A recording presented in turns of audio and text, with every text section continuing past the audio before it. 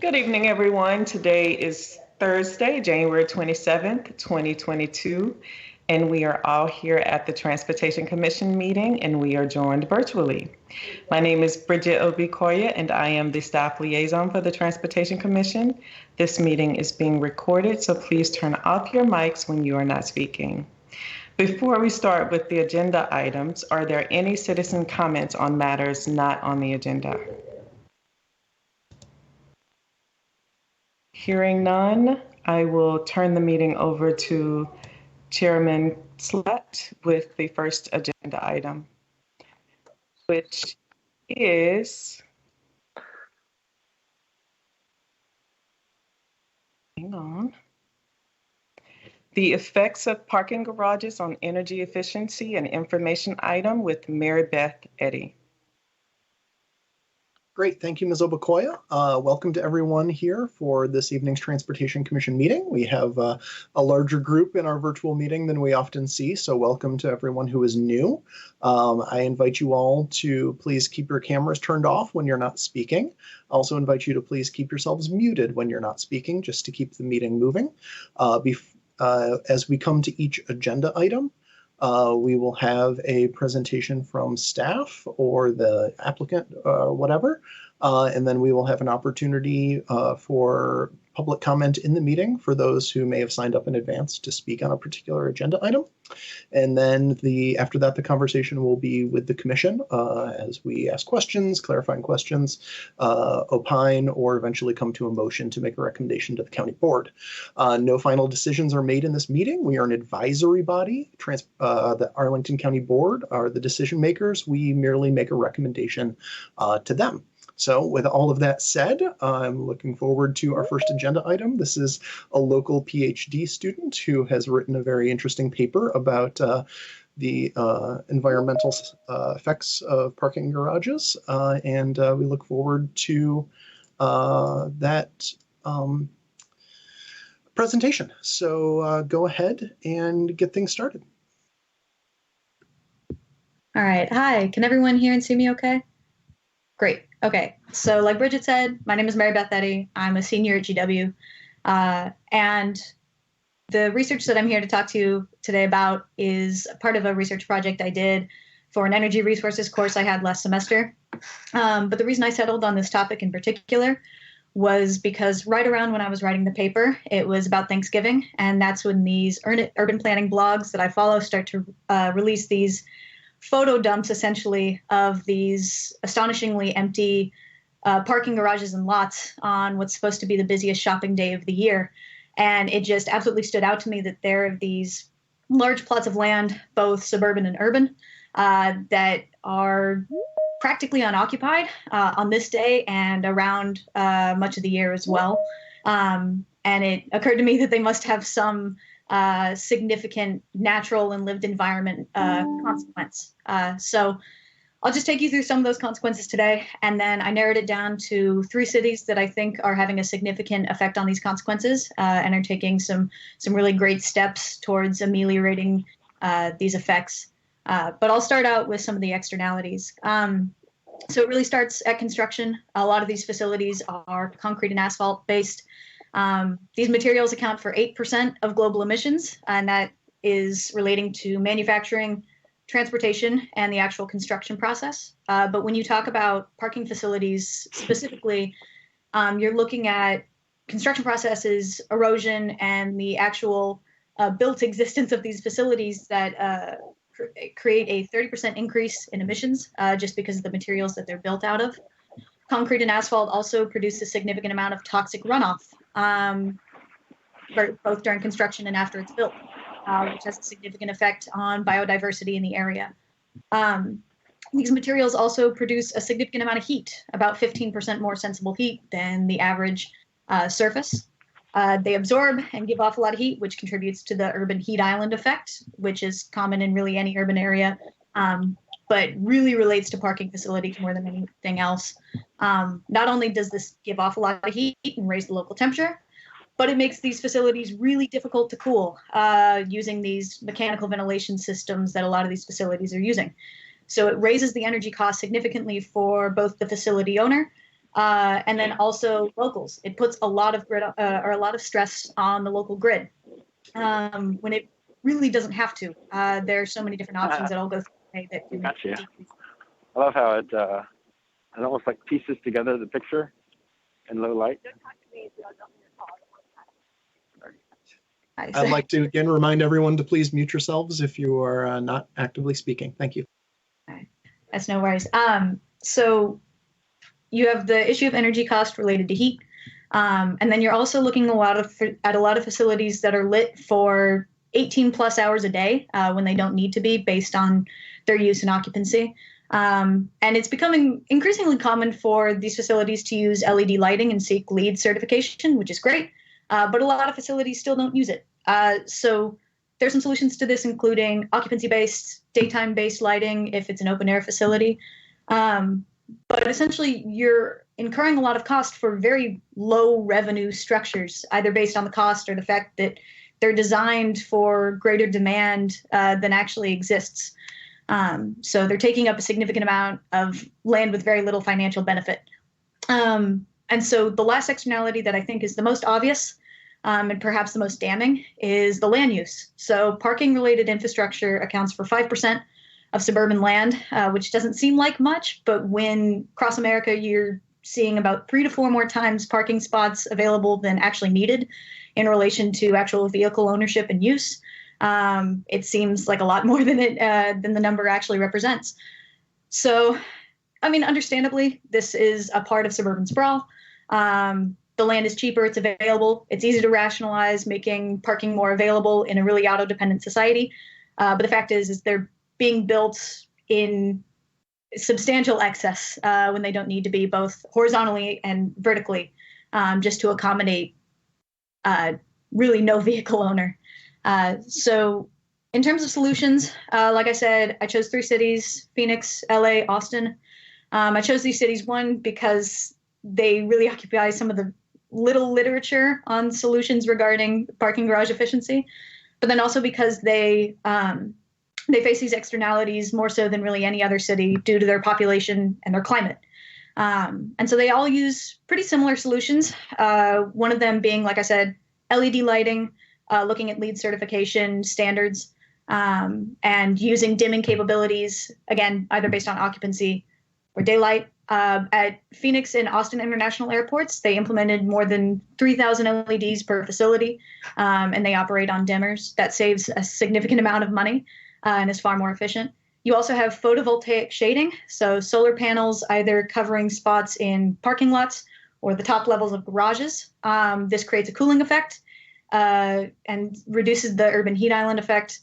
It's also really attractive for drivers. But then also at these airports specifically, they're generating at least half of the energy needs for that facility, if not 100%, with the surplus returning to the grid for local residents.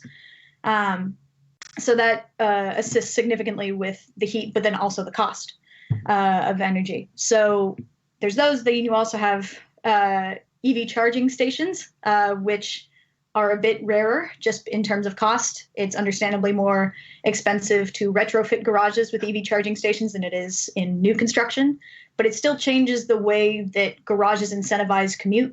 And then a lot of facilities are changing the way that they price entry based on EV charging ability.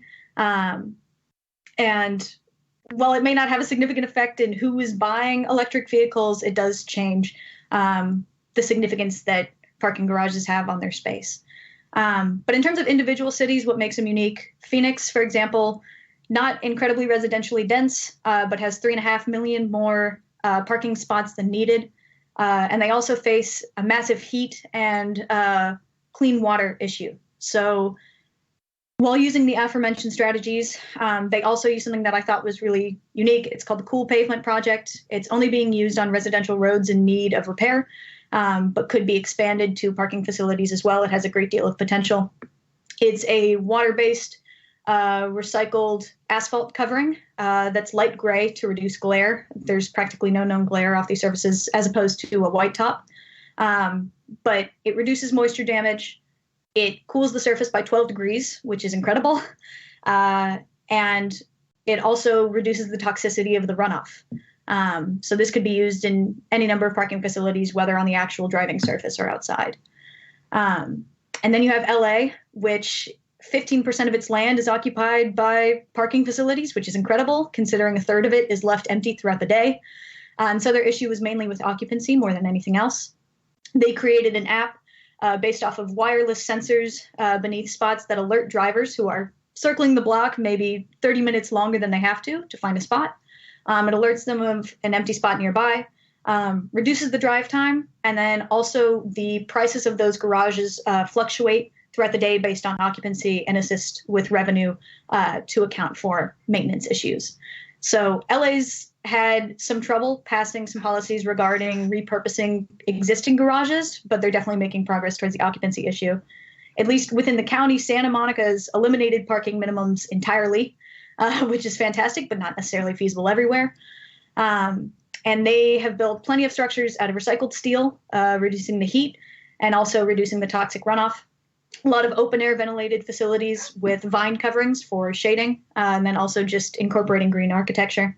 And then they also incorporate a lot of on-site runoff filtering, so reclaiming old water pipelines to filter runoff and reduce the biodiversity loss in the area.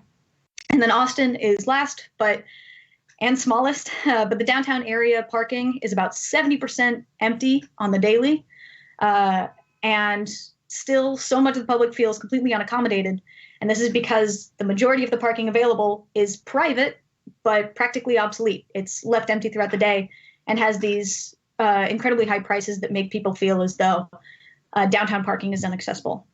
So Austin has made a lot of progress in moving away from garages. They're lowering or eliminating parking costs through public-private partnerships. But then they're also making on-street options far more available and installing their EV charging stations there.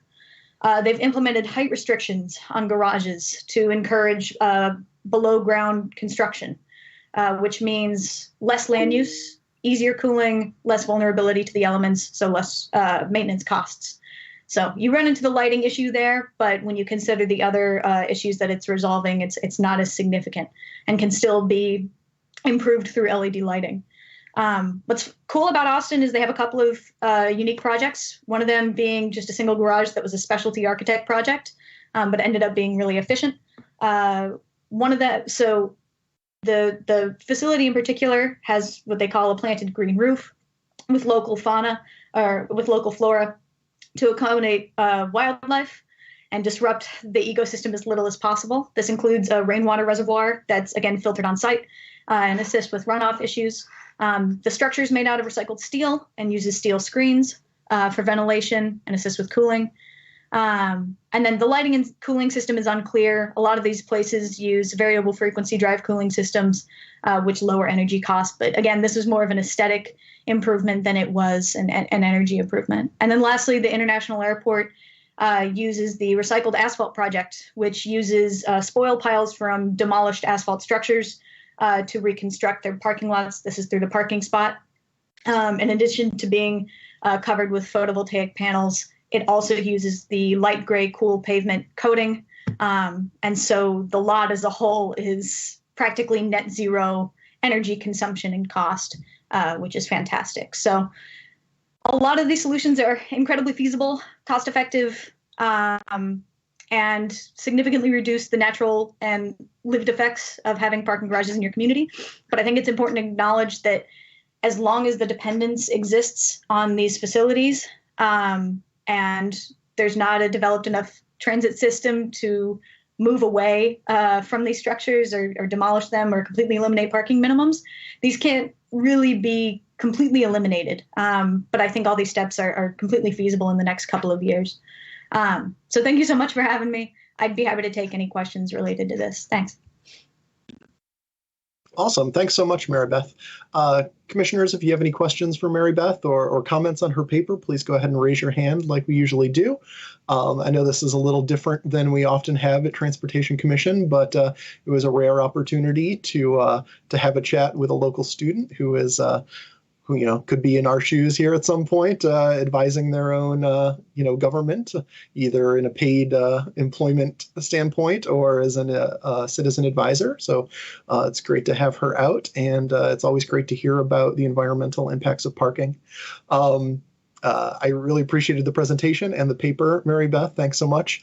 We are definitely sometimes digging into these externalities and trade-offs. I can think recently we were definitely looking at a development, I think it was a year or two ago, where there was a question about knocking down an existing parking garage to make space for apartments in a pretty transit-rich area of Roslyn. And there are very well-meaning, environmentally conscious folks on both sides. Some saying this embodied carbon is something we can't, the best building we can have is one that's already built.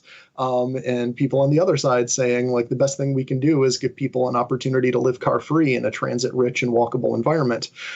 So I think we will be wrestling with these issues more and more as time goes by. Commissioner Price, I see your hand up. Go ahead. Mary Beth, thank you so much for your presentation. Thank you, Mr. Chairman. I appreciate you recognizing me. I have I've read your paper. Very interesting stuff. One question. Are you a resident of Arlington? No, I am. Yeah, I am a GW. No, I've actually, it's a several part question. What is your plan? When is your plan to move to Arlington? And Mr. Chairman, do we have an age requirement for the Transportation Commission? Because frankly, we could use this knowledge, her knowledge, and this research paper when we are confronted with these parking scenarios presented to us by every developer in the county. Ms. Eddy, your paper was genius, and you have a really strong future in this world of transportation, and you please use that knowledge for good. Thank you. Thank you. I appreciate it. Thank you, Commissioner Price. Mr. Vincent, yes, I'm happy to use my chair's discretion to recognize you. Mr. Kevin Vincent is on our climate change and environmental. There's a lot of C's and a lot of E's in the name, and I get them all confused. But he would like to have a chance to speak here for a moment. Thank you, Chairman Slack. Mary Beth, thank you so much for your paper. I read it also, and I thought it was very good. I also wanted to point out that C2E2 is our commission, which is Climate Change, Energy, and Environment Commission. And from all the letters in our commission name, I think you can see that C2E2 is equally interested in both hearing about your paper, and we'd like to invite you to come and present it to our commission if you're interested in doing that. And also, we'd like to compete with TC in recruiting you to when you move to Arlington to join C2E2. But more also, I wanted to point out, substantively, we are working on some of those same issues, and I think your recommendation about and this is to the Transportation Commission, the recommendation in the paper about reducing parking is the number one strategy that should be used to deal with these very deleterious impacts from all the parking structures is one we agree with and we think should be the initial response. But your paper makes it clear, and you mentioned that the second response is one that we are very much focused on, and that is increasing EV charging at parking structures across Arlington, and in requiring it to the extent that the county can, minimums of EV charging. First thing is reduce the amount of parking, and then of the parking that is put in place, make sure a bigger percentage is put in. We're working on that right now. I'm the point person on all those issues, and the Transportation Commission has heard me previously, make that point, and I just want to reiterate that, including on that recommendation actually could hopefully inform some of the other things on your agenda today. And then those are the points I wanted to make in your paper. But again, thank you, and please let me know if you're interested in presenting to our commission, because we're all interested in that. And also, we are looking at the pavement issue. We are focused on the emissions that are occurring in pavement right now, and you've done more. We're doing research right now, and your research is ahead of what we've already put together. So it'll be very helpful for us on that. Thank you. Thanks so much. Commissioner Muradovic, you're up next.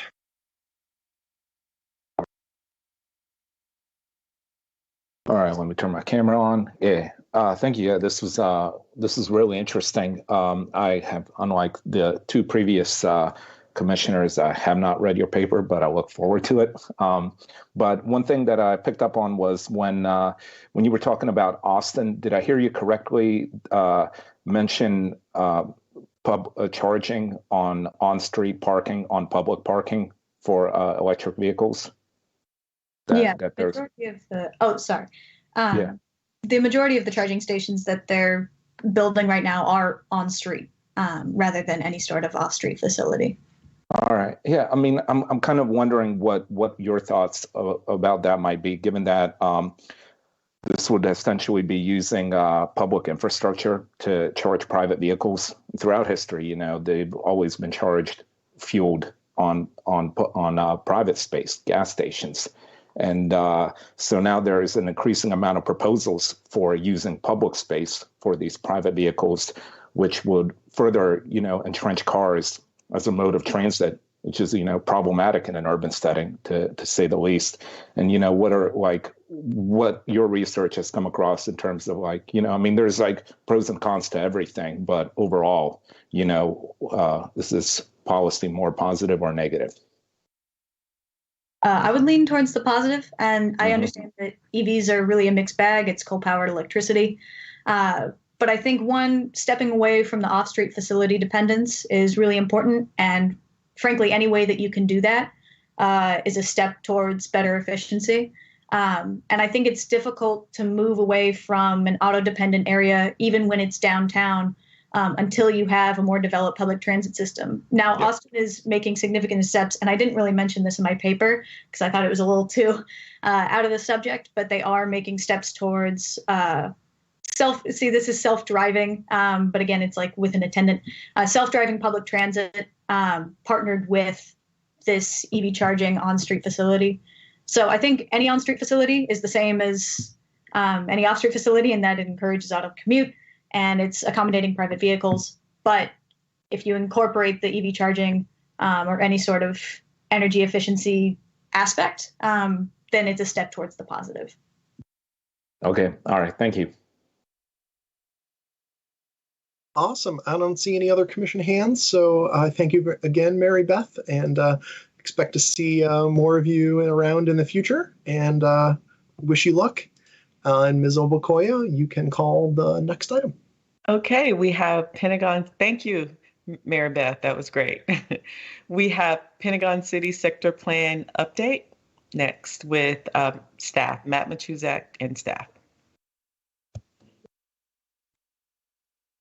Great. Thank you, everyone, and good evening. My name is Matt Machuzak. I am with the Arlington County Community Planning, Housing, and Development Department, and I am joined tonight by several other staff, which I'm sure you're going to hear from the Department of Environmental Services. And we wanted to provide an update on where we are with the planning study in Pentagon City, which is nearing its end as we develop another version of the Pentagon City Sector Plan and consider several implementation actions associated with that plan that would update the general land use plan, the master transportation plan, and the Arlington County zoning ordinance. So tonight, what I wanted to do is first make sure my screen share is working properly. Give me 1 second.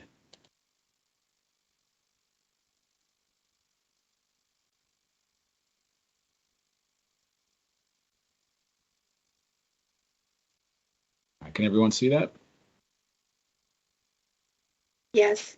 All right. So what we wanted to do is, again, in a brief presentation, because I know we've been here several times last year, so I'm assuming there's some level of familiarity with the plan, but give you a quick overview of what's involved, what you can find in the sector plan that's been developed, really focus on some of the key changes that have been made since the November version was released, and in response to a lot of feedback we've heard through December 31st.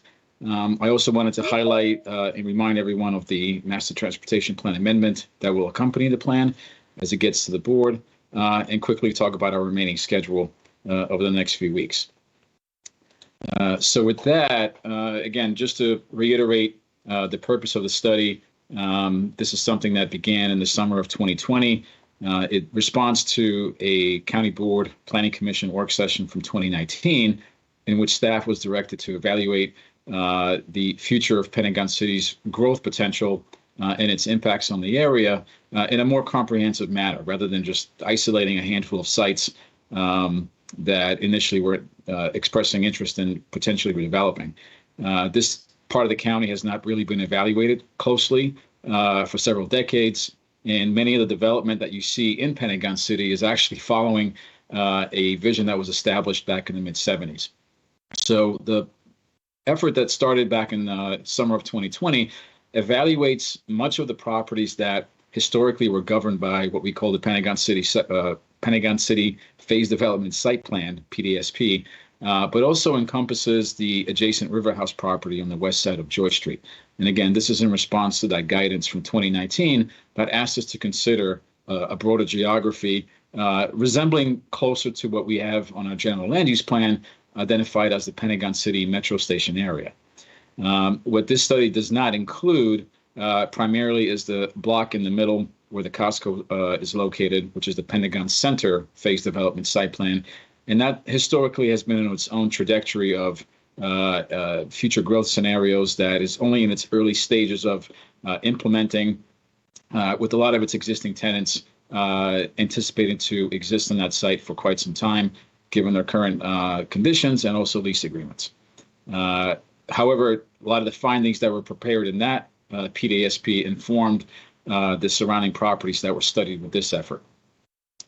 Beyond the boundary, if you read the most current version of the sector plan, it has a lot of information, but I think it's worth highlighting that the planning analysis, which follows the vision statements in our planning principles, really gives everyone a sense of the analysis that took place over the last 18 months and some of the key questions that were answered during the course of our study, which led to a lot of the recommendations you might see in the next section, which is the development framework, and really where I think much of the sector plan focuses its guidance and regulatory exhibits and narrative. There is also an accompanying appendix, which continues to grow as we add some supplemental information and additional analysis that perhaps was not as critical to be located in the main portion of the plan, but nonetheless, I think is helpful to readers to understand and likely help us implement this moving forward. I did also want to touch on the public engagement that has taken place, beyond some of the meetings that many of you, I suspect, have attended.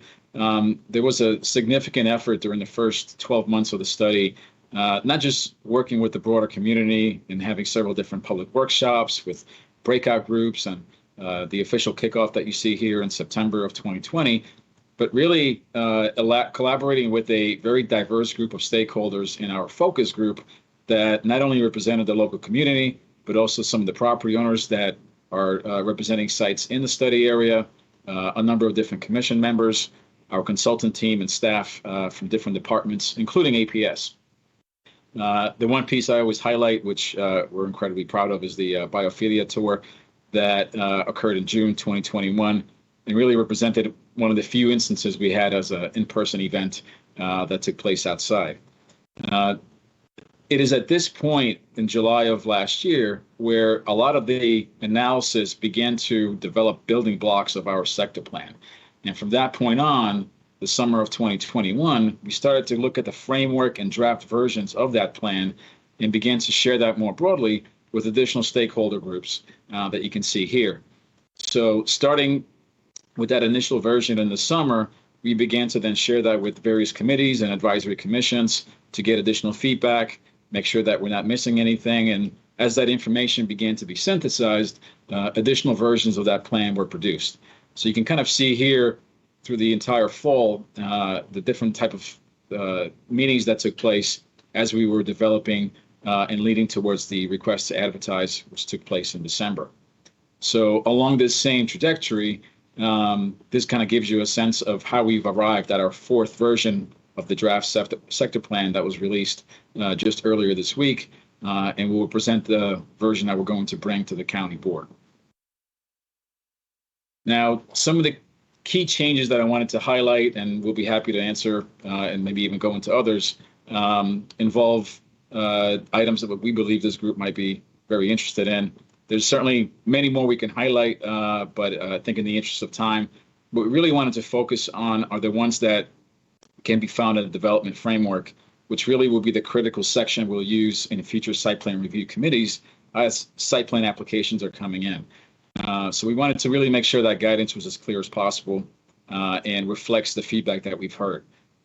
If that is not the case, we'll happy to take that feedback again and make sure we are accurately interpreting it. One of the key changes that you'll see, which we've heard at the Transportation Commission and the Planning Commission, was the need to ensure the 15th Street corridor was identified on our future bike network map as having at least the potential for a separated bikeway.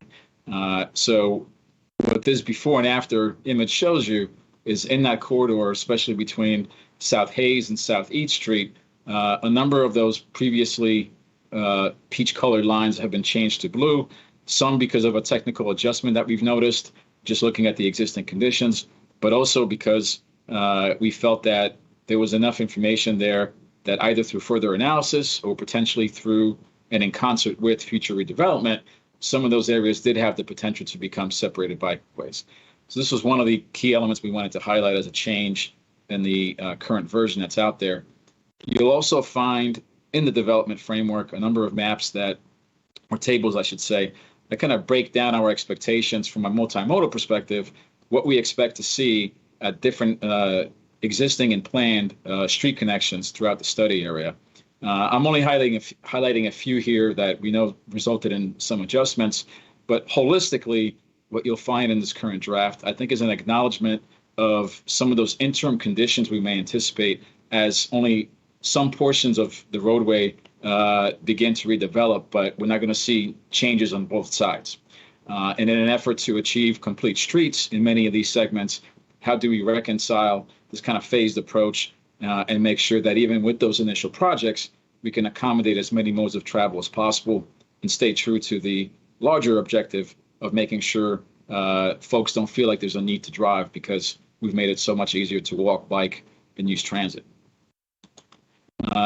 In addition to that, and this also, I think, continues to come up with the active review of the Penn Place proposal, we really wanted to highlight what our current expectation is in terms of being as aggressive as possible in the mode split for single occupancy vehicles, but also indicate that with future monitoring, future analysis, and additional data, we expect to be even more aggressive, where even if 30% might be the expectation in current site plan review, once we get past the near-term projects, we believe we might have a good chance at reaching 25% if some of the other recommendations and analysis begin to materialize. I also wanted to highlight, something outside of that development framework, and is an item that we continue to track, is the implementation matrix. So this tracks by subject things that we either require further analysis, perhaps ongoing monitoring. So if you might find elements that perhaps don't provide as much closure in the main portion of the sector plan, you might find some additional references here that speak to what else needs to happen beyond this current process that perhaps needs additional data, perhaps additional stakeholders, and it might give you some guidance on what to expect. And we hope that between those two, the development framework and the implementation matrix, we've adequately addressed a lot of the comments that have been submitted thus far. Beyond the sector plan itself, I did want to just remind folks that as part of the implementation actions that are going to the board, we are updating the master transportation plan. This primarily extends the blue hatch that you see here for future connections to accommodate and account for the planning study area that we've used throughout this planning effort. And there is also a more subtle change along the 12th Street corridor between Hayes and East Street that reclassifies that roadway to more accurately reflect its current purpose and vision. In terms of our remaining schedule, we have a number of meetings scheduled for early February where additional briefings with commission members will take place. And we are looking to see if February 12th will be the county board date or if we are going to be considered at the recess meeting the following Tuesday.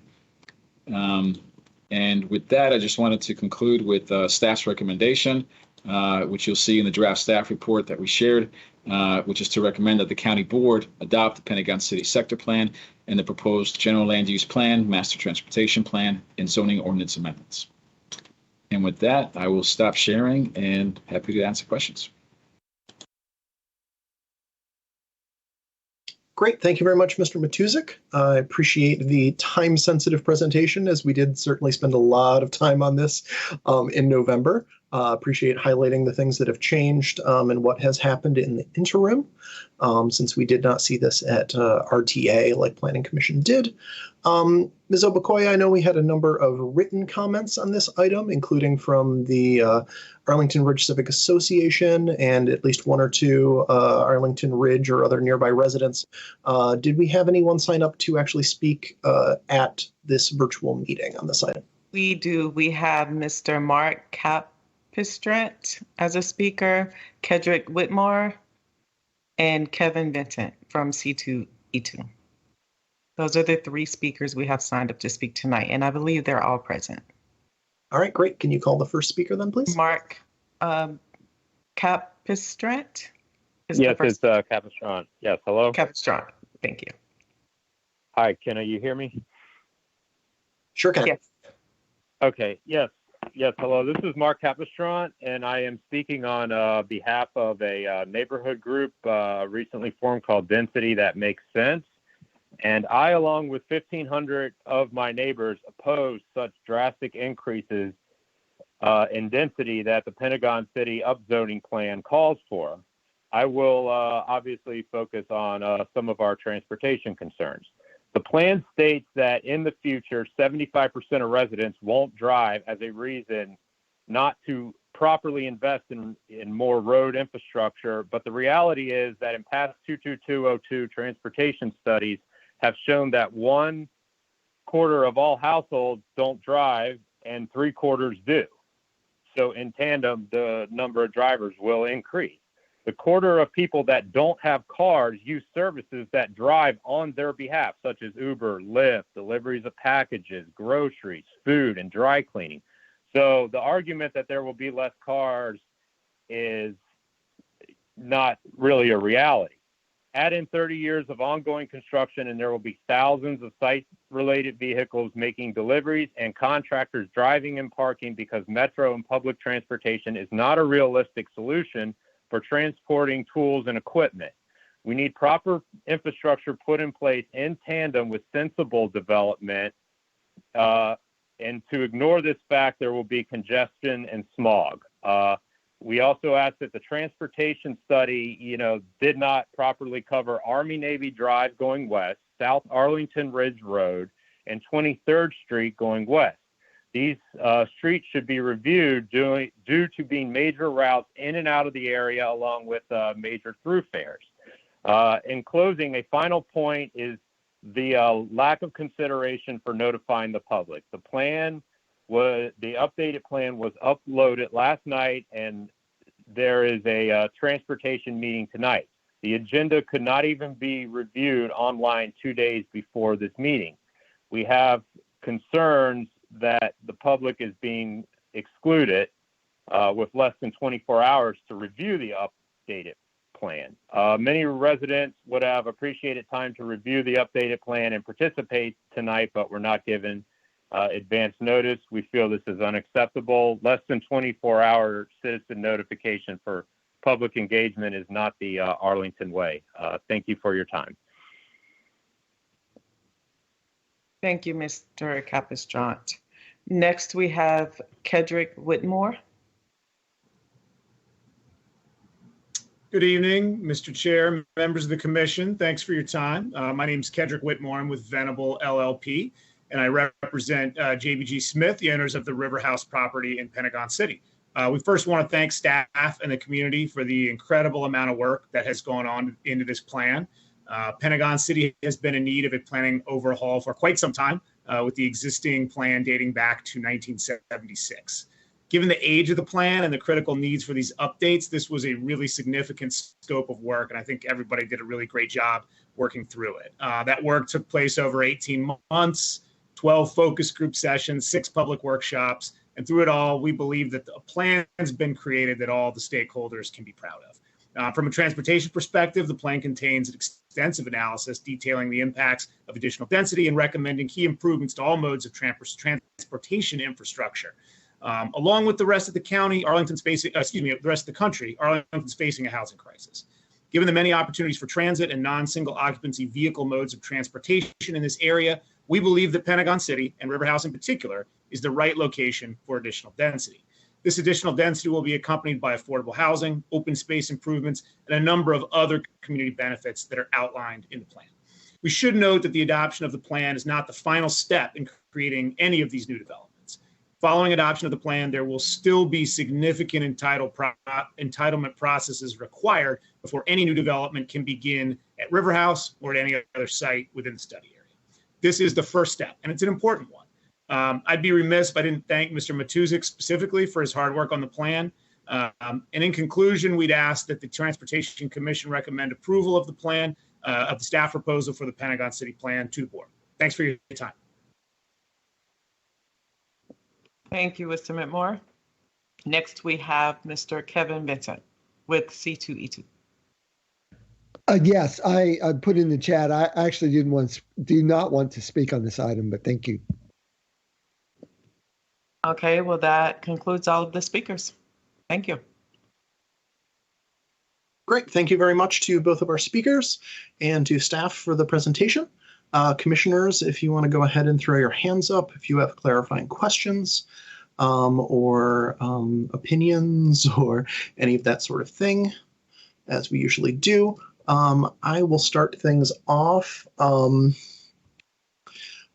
We got some great written testimony from Pam Van Hine, who was the Pedestrian Advisory Committee rep on this item. And I wanted to chat with staff briefly about one of the things that she raised, which is the lack of specificity about sidewalk, shy zones, and landscape zones. The plan is quite clear about required clear zones, at least 8 feet wide clear zones on like all new streets and all streets in Pentagon City, 10-foot wide clear zones on other certain areas.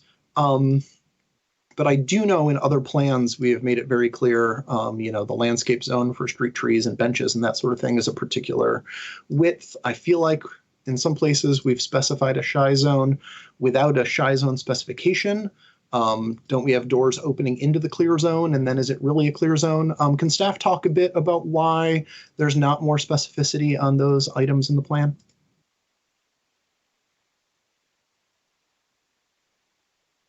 Thank you. My name is Joanne Gabor. I am with Arlington County DES, and I'm going to take the shy zone question. It is something we did talk about, and you're correct. Some of the other sector plans do show specific dimensions for furniture zone, clear zone, and shy zone. We decided with the Pentagon City sector plan to not provide that, to provide that additional flexibility that we have been talking about in the plan. And so it is something with the landscape standards and the Chesapeake Bay standards. We do have standards about the minimums of the tree planting zone. I believe right now we say minimum 4 foot. Tree pit, ideally it would be 5 or 6. And then the shy zone is something that we do want to provide that flexibility if the developer wants to have some outdoor seating, or if they don't want to have that and it's provided on other sides of the building. So it's not something we felt was needed for this sector plan. It is something we do review through all site plans, through the SPRC process, and with staff review, and make sure it is appropriate based on the uses and the nature of the street. Great. So those landscaping standards and streetscape standards and Chesapeake Bay standards do give us some idea of how wide the landscape zone will be, just in order to be able to fit an appropriately sized tree pit. Is that accurate? Correct. And that applies throughout the entire county, not just the Pentagon City area. And was it also safe to say that if an area of the sidewalk is within the door swing of an exit from a building, that would not be able to be considered clear zone for those clear zone measurements because the door would intrude into that area sometimes? Or no?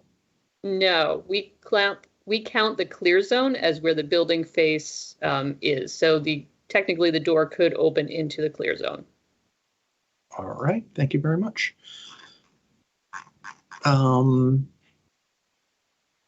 Not seeing other commission hands up, I will ask other questions. Oh wait, we'll just go ahead to Commissioner Locker, so I'm not monopolizing things here.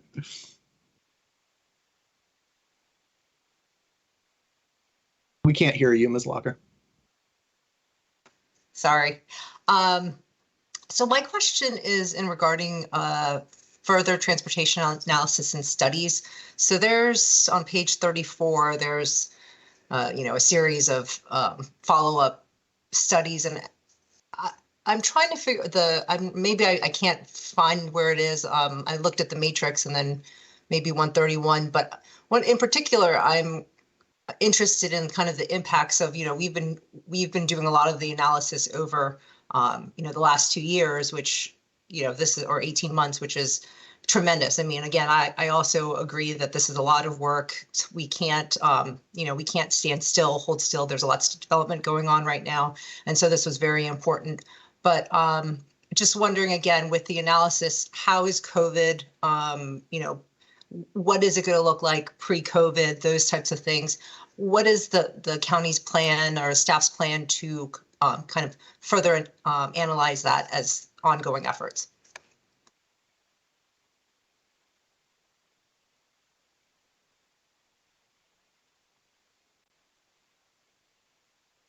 So I want to address that question from a couple aspects. So one thing in terms of site plan developments that do go forward, they do have to do the multimodal transportation assessments.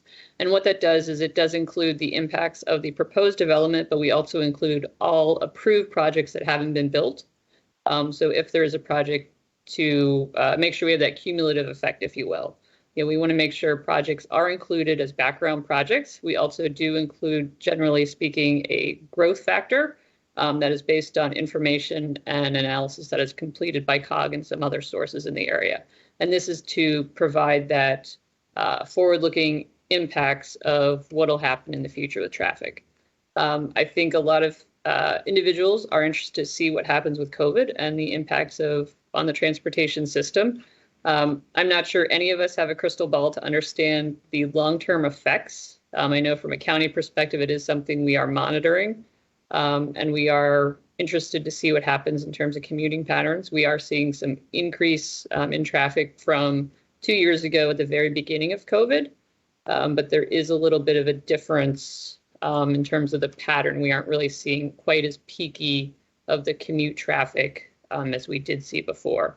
Additionally, the county does, we do traffic counts, we do monitoring on our own at various intersections just to maintain the integrity of the transportation network. Did that answer your question? Yes. Okay. Yes, kind of. Will there be? So it will be more of a case by case. So for each new site plan, as how it typically is when a new traffic study would be initiated. That's correct, and that's the practice up to date. And what we do is the consultant does have to do traffic counts because we are currently in this sort of interesting period with COVID. We have been using counts that are pre-pandemic, so we don't end up with perhaps a strange blip of low counts. But probably, sometime soon we're going to have folks go out and do new counts to try and figure out what those new levels are. But we are not at that point at this time. Thank you. That's my question for now. Great. I wanted to jump in on, I really appreciate the comment and response matrix. It makes it much easier to see what has changed since the last draft. And there largely is really only one change that I have concerns about. And I believe it's on page 114. There is a bullet about the green ribbon that goes up the hill to Lynn Street, so heads up the ridge. And there was some language about how this particular ribbon was going to need specific design to make sure that it worked for bikes and micro-mobility devices, and not just pedestrians, given the importance of the connection and the grade change. And one of the change in this new version significantly softens that language. And I was wondering if staff could speak to what they think the practical effect of that change in language is. Does it make it like less stringent that a developer would need to accommodate bikes and micro-mobility devices on that connection? Is it like, what kind of flexibility are we trying to give by shifting that language? I would just like to understand what staff thinks that change in language, what effect that's going to have as we get into SPRC in the future.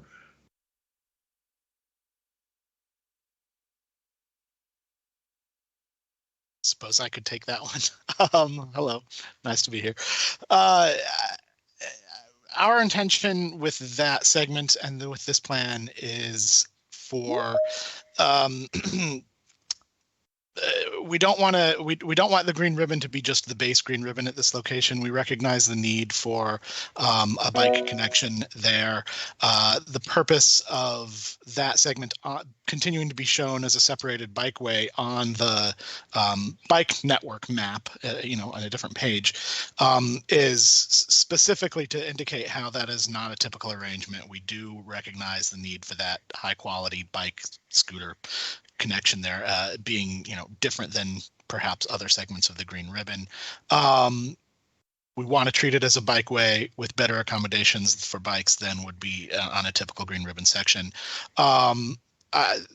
That said, until it's actually designed, we really don't know what kind of facility that could be. The grades are difficult, so we wanted to provide some design flexibility there, but our intentions are still very much to call this out as being something that needs more bike accommodations than a typical portion of the green ribbon. There's no intention here to reduce that in any way. So the language is there to establish policy that it be designed as a bike facility. It's very much still on the map. We very much have that intention, but we do recognize there are some design difficulties here. Great, thank you. That's exactly the kind of response I was hoping to get. Can we actually go ahead and throw that bike map up one more time? Because my next question also refers to it. So right there near that green ribbon connection that is called out as a separated bikeway is also shown a separated bikeway on a piece of the realigned Joyce Street. But then it stops at the green ribbon, whereas realigned Joyce should continue on down to connect to the existing piece of Joyce in the neighborhood. I feel that a bike facility is needed to connect, sort of the Pentagon Row area of Joyce to the neighborhood area of Joyce. Is that contemplated, but just not as a quote unquote separated bikeway? Or what is staff's thinking on whether there would be bike facilities on that portion of realigned Joyce, or whether there would be a trail connection through that part of the park, or how a bike might get from Pentagon Row down into Aurora Highlands there in the Joyce Kent West End? Yeah, that's a great question, and we did look at that and discuss that, and we agree that there are likely to be bicyclists using the new realigned Joyce Street segment. Joyce Street south of this area into the Aurora Highlands area is, I believe, a designated bike route without dedicated facilities on it, but it's a recommended travel route. And so, without pulling up the model and referring to exactly what the anticipated traffic counts there, my recollection is that they're still anticipated to be relatively low. We are showing new connections on Kent, as well as north-south through Virginia Highlands Park. So there would be more choices in the future than there are now. We completely agree that bicyclists are going to continue to use that and should continue to use the realigned Joyce or a potential new trail in the park. The reason that you see a little jog of the separated bikeway right there as it approaches the intersection is so that east-west connection to Lynn Street connects all the way into the rest of the Pentagon City Bike Network. If you recall the very early versions of this map, that separated bikeway continued to follow the green ribbon until it met the streets.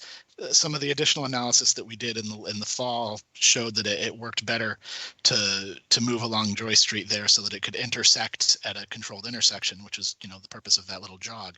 I don't think from the staff perspective, we didn't feel that an additional line on the map was necessary there, but we don't have any strong objections to having one.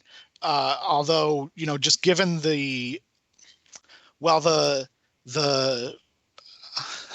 very high possibility of off-street trails there, we might have some hesitancy to call for an on-street separated bikeway when, an off-street trail might make more sense.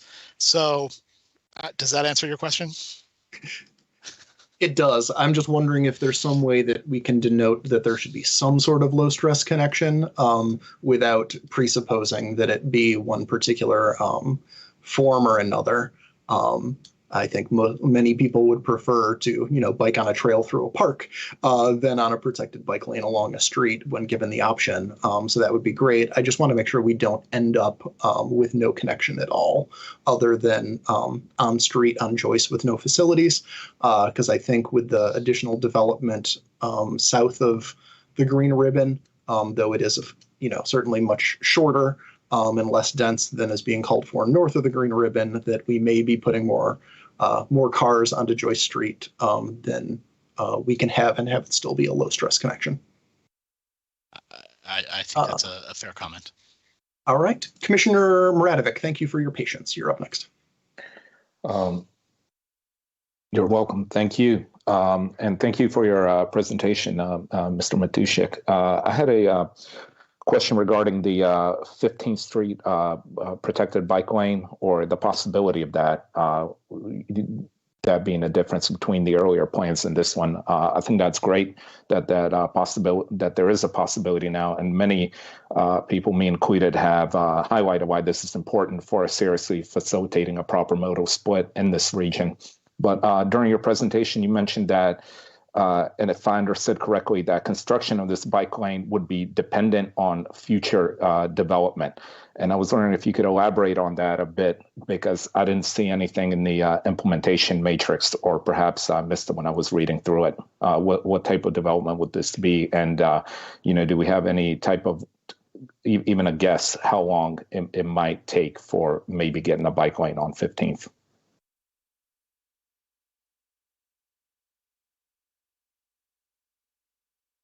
I can start to answer. I might ask Joanne to chime in as well.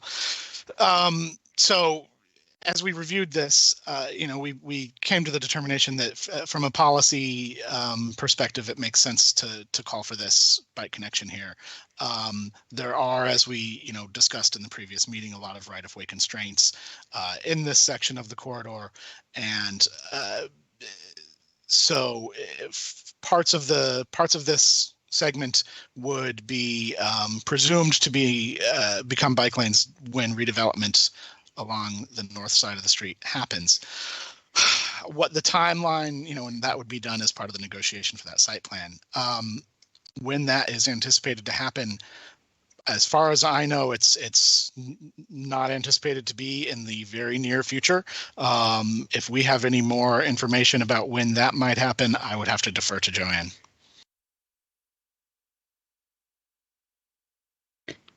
I just want to say I agree with Dan. At this point, we do not know the timing of the site plan. My guess is where the Costco site is today, it's going to be a very long time, unfortunately, before it redevelops.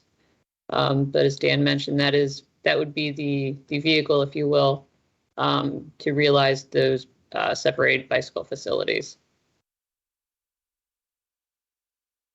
All right. Thank you very much. Yeah, the only thing I would add for Commissioner Maradovic is that, it's kind of important to get it in the plan here so that whenever that does happen, there's something to point to during site plan review, because there's an approved phase development site plan for that Pentagon Center massive block that has the Costco. But individual buildings, I believe, still have to come through for site plan review in the future, whenever that happens to be.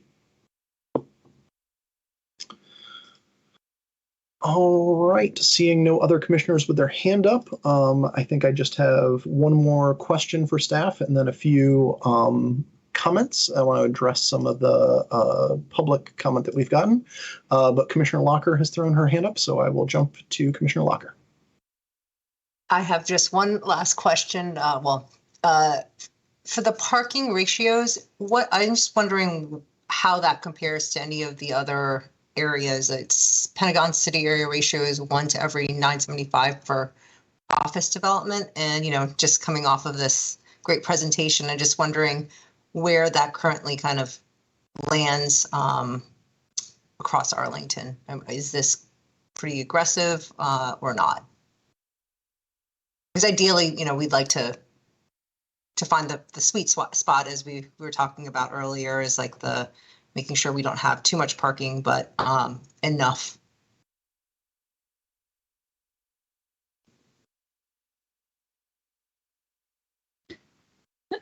Yes, I'm going to answer your question, and I think I might provide a little more information, just because there is residential and office in this area. So the 1 to 975 ratio that Ms. Locker is referencing is the office ratio that was associated with the office policy that was adopted in 2013. Obviously, we are now about 10 years later, and what we are seeing is a proposal by developers to have less parking than that amount for office buildings. The most recent office buildings we have are the Met Park project, which is the Amazon project. It is about 1 to 1,200. And Penn Place, which is currently going through the review process, they're at about 1 to 1,450-ish, 1 to 1,500. So they are providing less parking than that 975 that is referenced in the office policy. We don't have a lot of other office developments that have occurred. The only other one we have is 101 12th Street, and they provided very minimal parking on site, and they are utilizing existing parking that exists in the adjacent office building. So I would say from an office perspective, we are seeing very minimal amounts of parking being constructed. We do find, generally speaking, we do have a lot of parking already in Crystal City that is perhaps underutilized, especially on the east side of Route 1. From a residential perspective, what we are seeing in this area, the ratio is based on the distance to metro.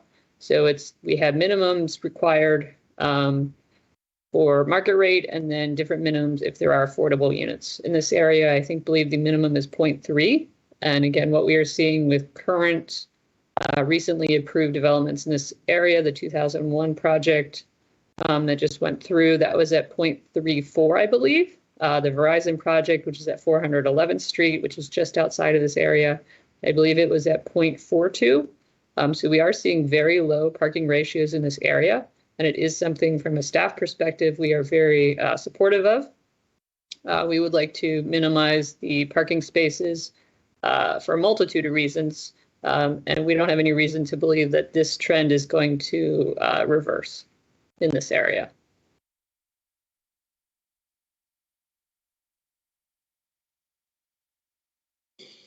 All right, great. One last question, I think, which is going to have to be about 12th Street. So there's definitely been conversation throughout this process and significant feedback and comment during Penn Place about the lack of facilities for bikes on 12th Street. And staff has certainly remained adamant and steadfast throughout this to not include such in the plan. Ms. Gabor, could you just talk through staff's reasoning? 12th Street is the future site of the transitway, and we understand that transit is the #1 priority on 12th Street.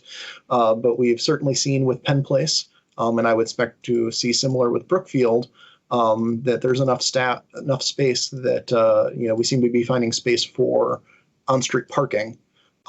So I think the question in the community is, why is on-street parking a more important priority on 12th Street than low-stress bike facilities? Or any further elaboration on the lack of planned bike facilities on 12th Street. And I'm really only talking west of Eads. I recognize that the county is literally just approved a construction project on 12th Street east of Eads that does not include bike facilities, and ain't no way we're ripping that up anytime soon, nor is there significant development expected east of Eads on 12th Street. So that's right out. I'm really talking about the 2 blocks between Hayes and Eads. So if you could address that, Ms. Gabor, that would be appreciated. Thank you. So this did come up. Some of you were at the SPRC on Monday night for Penn Place, and this will be the continuation of that conversation, I'm sure, and we will continue it again, I'm sure. So for everyone's just information, the Transitway is proposed to be on 12th Street. Currently, it comes north on Crystal Drive, and then it makes the left turn onto 12th Street, which is effectively the left-hand bend, if you will, and then is going to continue on to Pentagon City. And this will be the connection between the Pentagon City Metro all the way down to Braddock Road.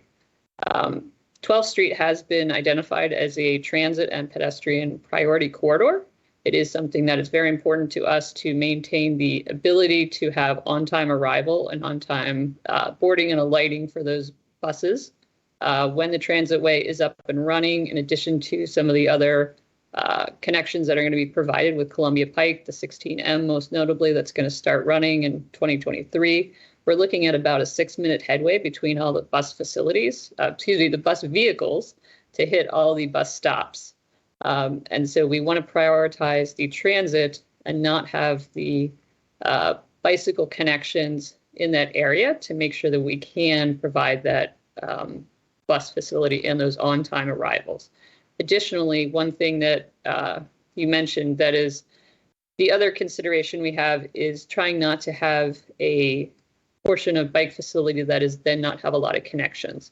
And that's where we feel Army Navy Drive becomes a really good resource to have that cycle track to provide that connection all the way from South Joyce Street on Army Navy all the way over to 12th Street under Route 1, and then eventually connect up with Long Bridge. And so having those missing links is something that's not helpful.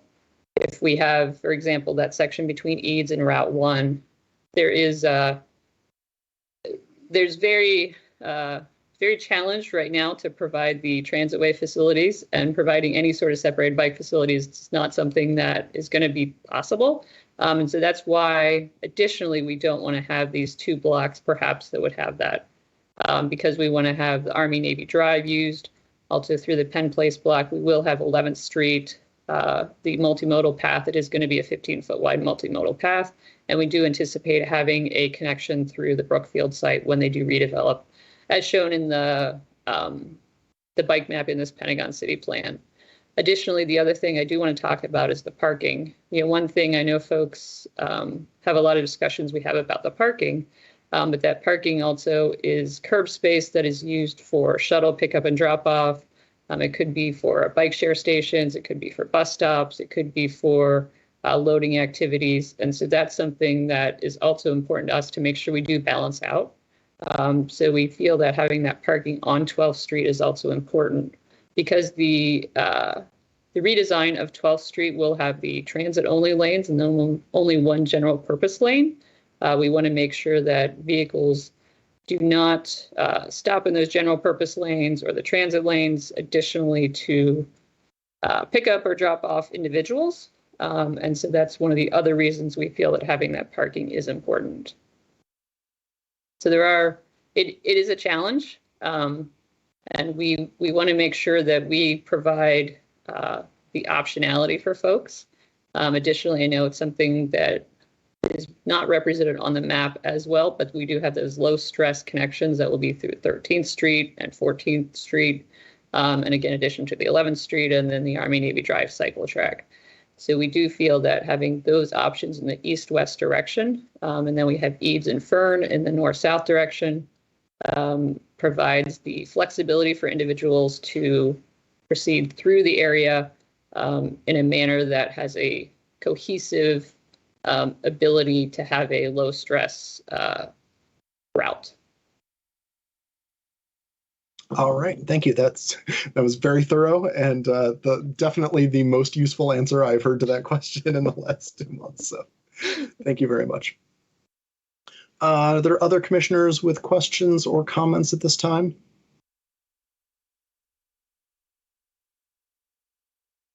All right, then I'm just going to take a minute to talk about why I will be supporting this plan. I don't want our public commenters to feel that they're being ignored or that we are not taking their thoughts to heart. So for me, I see a lot of transportation improvements called for in this plan. The MTP, the amendment to the Master Transportation Plan, calls for new streets basically throughout the entire study area, and we will decide on exact alignments for those and exact cross sections for those as development comes in. But guidance is here in the plan for what our priorities are for those new streets. So I think that's important car infrastructure that will make sure that these new developments are providing, new streets or alleys to make sure that the garage entrances aren't clogging up our arterials and that sort of thing with cars. This is, as staff put it, and I have to agree, probably the most ambitious bike plan that we have in a sector plan. And as we move to a more sustainable future, bikes and e-bikes especially are one of our greatest opportunities to do those many trips that we take that are very short. The vast majority of our trips are less than 6 miles. 6 miles on an e-bike is nothing. It's pretty great. So those trips aren't happening that way now necessarily in the numbers that we'd like to see, but part of that's because people don't feel safe getting around that way, and building out that infrastructure as called for in the plan is the way we get there. I will also say, there is a lot to look at in this plan as far as infrastructure. I don't think it is accurate to say that this plan calls for a massive increase in density without supporting infrastructure. We do a good job in Arlington in making sure that we're improving water mains and all those underground bits as part of development. And like I said, the transportation improvements are called out for here. There is a lot in this plan that takes existing private passive green space, lawns that are technically private property, and you would be trespassing if you were on them, and securing them for public use to be parks with public access easements or turned over to the county entirely. So we will see an increase, maybe not in actual space, but we will see an increase in space that you're allowed to use without being trespassing, and an increase in that open space that is programmable and has amenities and things that you might want to go there to do, rather than, just sit in the grass or throw a Frisbee around and hope, a security guard doesn't come tell you that it's private property and you have to be a resident there to use it. So I will be supporting this plan. We have a lot of people who want to live in Arlington. We have a lot of people who want to work in the DC area. And if we don't provide housing for them in a place like Pentagon City, which is where you can walk to a grocery store, you can walk to restaurants, you can take transit into the city, you can take transit to visit other nearby friends. They're gonna live someplace, and that someplace may be Stafford County or Loudoun County, in which case they are definitely clogging up our interstate highways and that sort of thing. So on the whole, the choice here is not between passing this plan or the status quo. The option is between passing this plan and what happens if we don't, which is still change. And I think it's change that is less useful than the change that is envisioned in the plan. And therefore, I will be voting to recommend that the board adopt this plan. With that said, I will get together and work on a motion. Commissioner Lane, tell me if you'd like to go ahead and talk while I do that.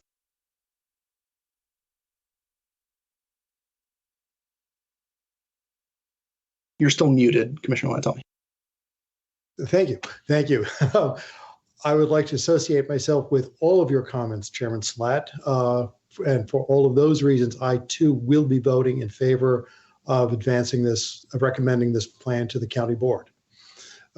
This is clearly a very one of the most transit-rich areas, not just in the county, but in the region, centrally located. And if we want to look for a sustainable future, this is the very type of development that we need to have, where we need to encourage people to live and encourage people to live and work. This provides for all of that. So again, I will in fact be voting for this.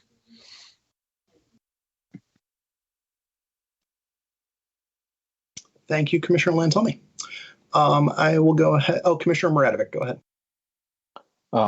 Yeah, thank you.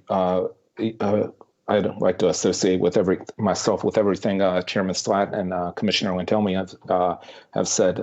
Basically, if we're not going to build density in a neighborhood with 2 metro stations, I don't know where we're going to do that. So this is the neighborhood to do this, and I mean the facilities are great for it. I just wanted to know in the proposal to the draft proposal to the staff, should we mention something about the connections on South Joyce, kind of reiterating that there be a bike lane either protected or a trail, kind of to put that in writing, given that currently there is nothing there. Yep, if the commission will indulge me in making an amendment to my own motion, that's my intention to do so, unless somebody else wants to move the county manager's recommendation so that I don't have to vote to amend my own motion. All right. Well, Han, are you proposing a motion and you want me to second? I'll second a motion if you're proposing one. No, so I want to generally as a Robert's Rules thing, I like to move the county manager's recommendation verbatim. Okay. And then if we want to recommend something beyond that, to offer that as amendment, just so that I can tell the board what the votes were on the amendments. All right, I'm sorry for jumping the gun here. No, that's fine. You want I me to appreciate make you. motion? Yeah. Fantastic. Commissioner Lantelmi can remove them. I move that the Transportation Commission adopt the recommendations of staff regarding the Pentagon City. What are we calling this? The Pentagon City sector Planning study update. Do we hear a second? Second. Sorry. I think Commissioner Price beat everybody on that. Yep, I think so. Great. And just to be clear for staff, set of recommendations to include the plan itself, the GLUP amendment, the MTP amendment, and the zoning ordinance amendment. Yes, all of those. Yeah, I'll do it again. I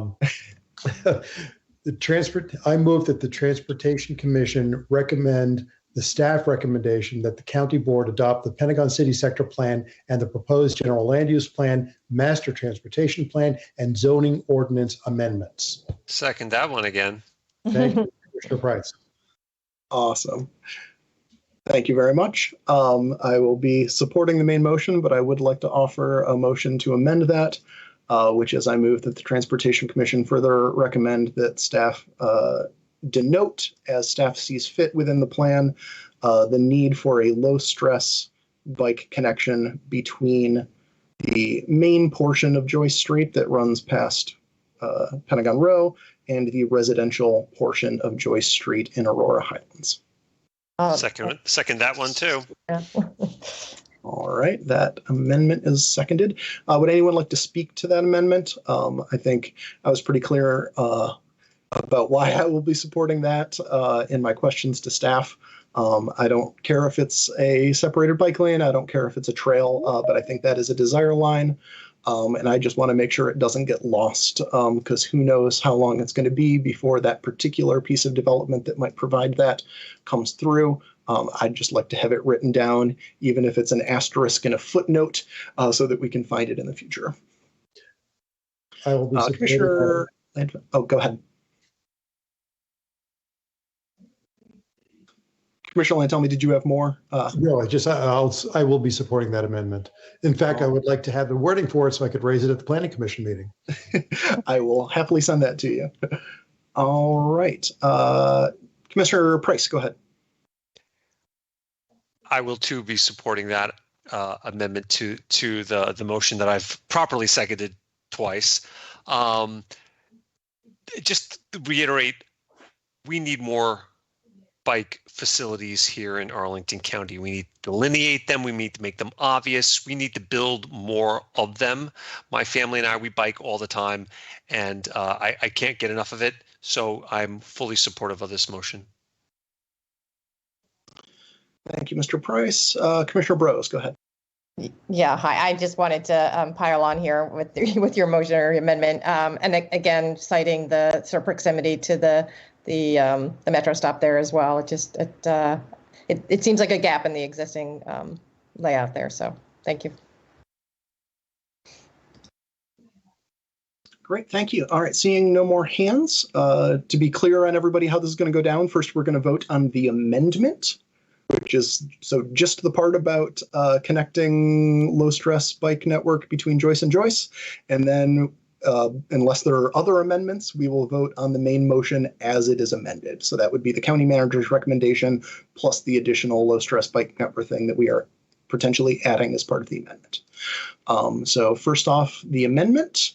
How do you vote, Commissioner Brose? Aye. Commissioner Lantelmi? Aye. Commissioner Locker? Aye. Commissioner Ludlow? Aye. Aye. For a minute, I thought we lost you. Commissioner Muradovic? Aye. Commissioner Price? Aye. Commissioner Raddick is here. I just haven't heard him talk yet. Commissioner Raddick? Aye. No, Commissioner Yeri was not able to make it this evening. I too will vote aye. And Commissioner Terry was just appointed and hasn't been able to fill out her financial disclosure yet. So she is also not here. So that is a unanimous 1, 2, 3, 4, 5, 6, 7, 8 to 0 to amend the motion. And then let me just check, is there any further discussion about the main motion as it has been amended before we vote on the main motion? All right, seeing no hands, Commissioner Brose. Aye. Commissioner Lantelmi. Aye. Commissioner Locker. Aye. Commissioner Ludlow. Aye. Commissioner Muradovic. Aye. Commissioner Price. Aye. Commissioner Raddick. Aye. And I too will vote yes, so that is 8 to 0. Thank you very much to staff for your presentation. Thank you very much to our speakers, both those who spoke here at the meeting and those who submitted written comments. This will continue on to Planning Commission and then to the County Board for a vote before it is fully adopted. Thank you, everyone. Appreciate it. Yeah. Next on the agenda, we have Marbella Apartments, and this is a two-part agenda item with both the site plan and vacation of an easement for public purposes recorded among the Arlington County land records at Deed Book 1688 at page 579 and located on the east side of North Queen Street, south of Route 50 on property known as Outlot B, Block 24, Fort Myer Heights. RPC 17-033-09, and that is with Jane Kim and Maxine Chomondele. That was a lot. So I turn it over to you guys.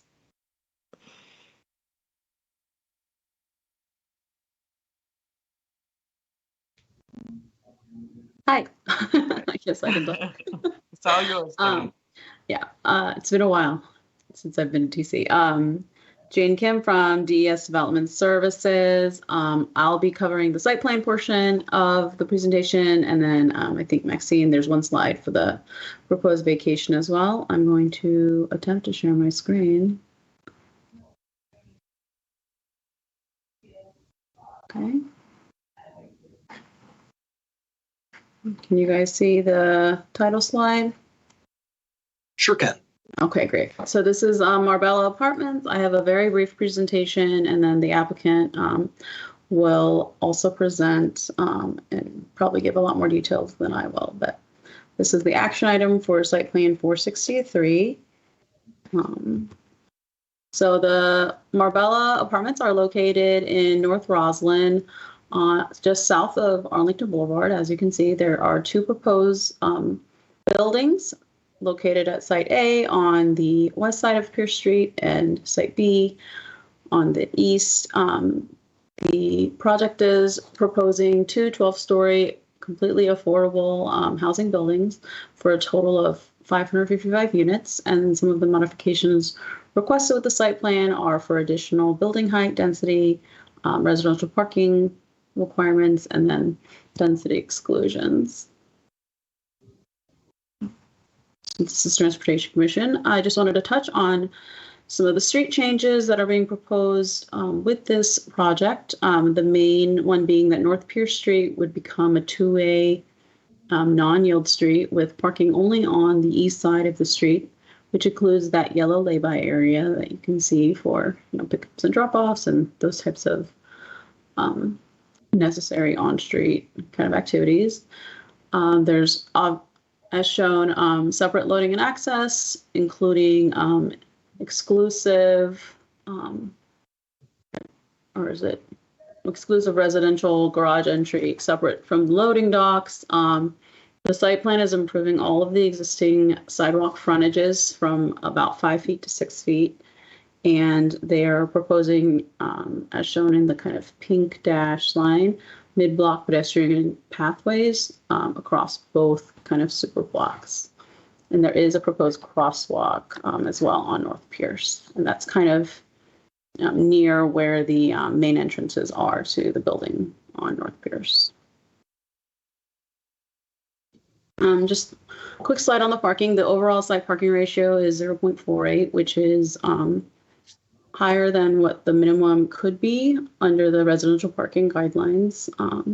There are two parking garages, one for each building, and they actually have slightly different parking ratios, 0.45 in Site A and 0.50 in Site B. I think an interesting thing here is that in addition to the required handicap parking spaces, there are also what is called universal design spaces being included, which are wider spaces than what is required and would provide more accessibility to some of the senior residents. I think Site B is the one that's being termed multi-generational and with a focus on having senior tenants. And so there are universal type A units in both buildings, and sometimes when we've done this in the past in the county with recent site plans, we've had applicants provide one handicap space per unit. I think this applicant is providing, over 50 universal design type A units, and that would be about a third of the parking spaces currently proposed, which is not really feasible. And so we've kind of, I think, they can speak more to it, but there's a VHA requirement for universal design spaces of 5%. That's what's being provided here. Not too much, I think, challenging transportation-wise here, and so, hopefully this will be a brief meeting. But we, as staff, do recommend that Transportation Commission adopt the attached ordinance for the site plan. Slide. Good evening, everyone. The applicant has submitted an application to vacate a portion of North Queen Street. The vacated area will be used to facilitate the construction of the project, specifically the underground garage and a portion of the building and sidewalk. As such,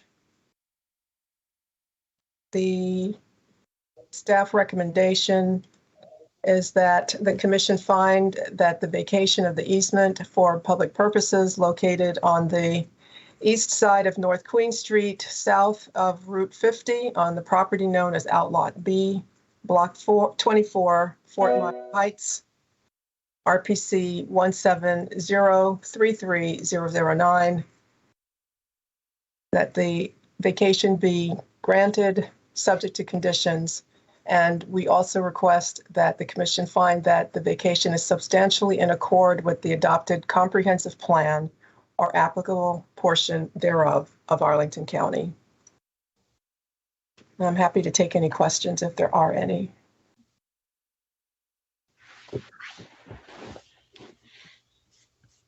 I think first we want to move on to the applicant's presentation.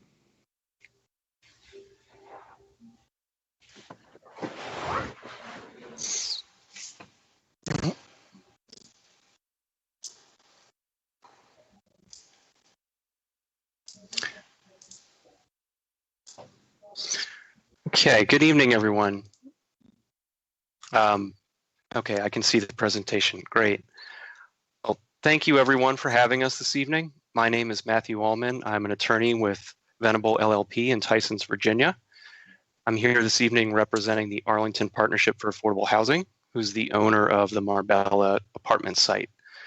We have our whole team here with us this evening to help present the project and to answer questions. So I'll start with a brief overview and then turn it over to our engineers and traffic consultants for more specific information. But before we jump into the slideshow, I just would like to point out one little item that we could use the Commission's assistance with this evening.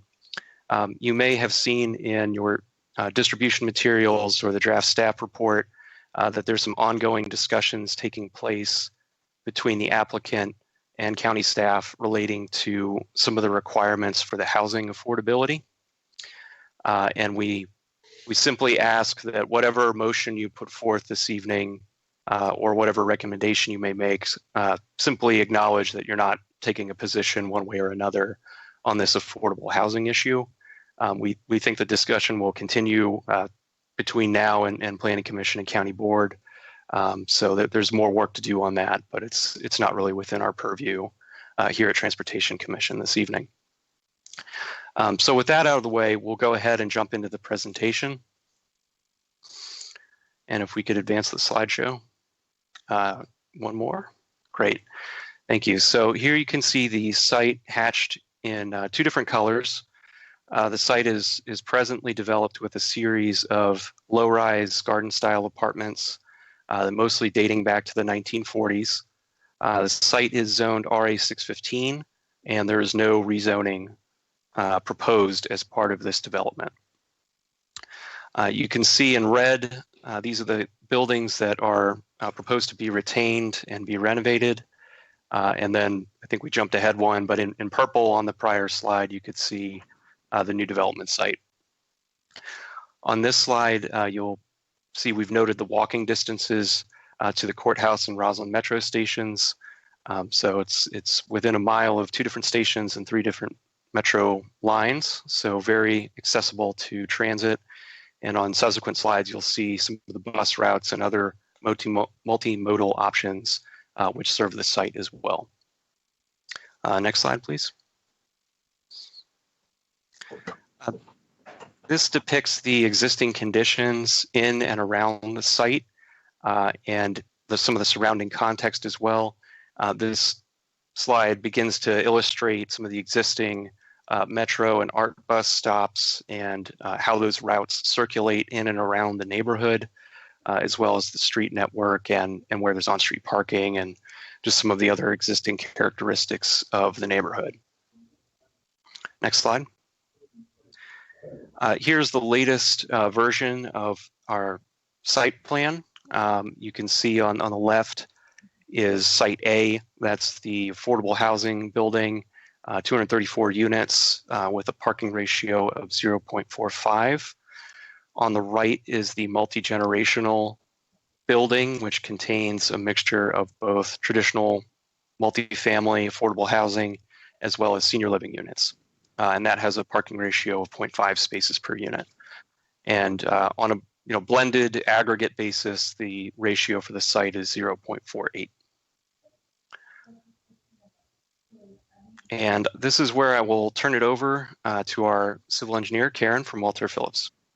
Thank you. Hi, good evening. Karen White with Walter Phillips, and I'm going to walk you through some the site circulation. Here we go. So here's another view of the site here. What we have, this focuses on those metro access that we talked about within a mile of the Roslyn and the Courthouse Metro.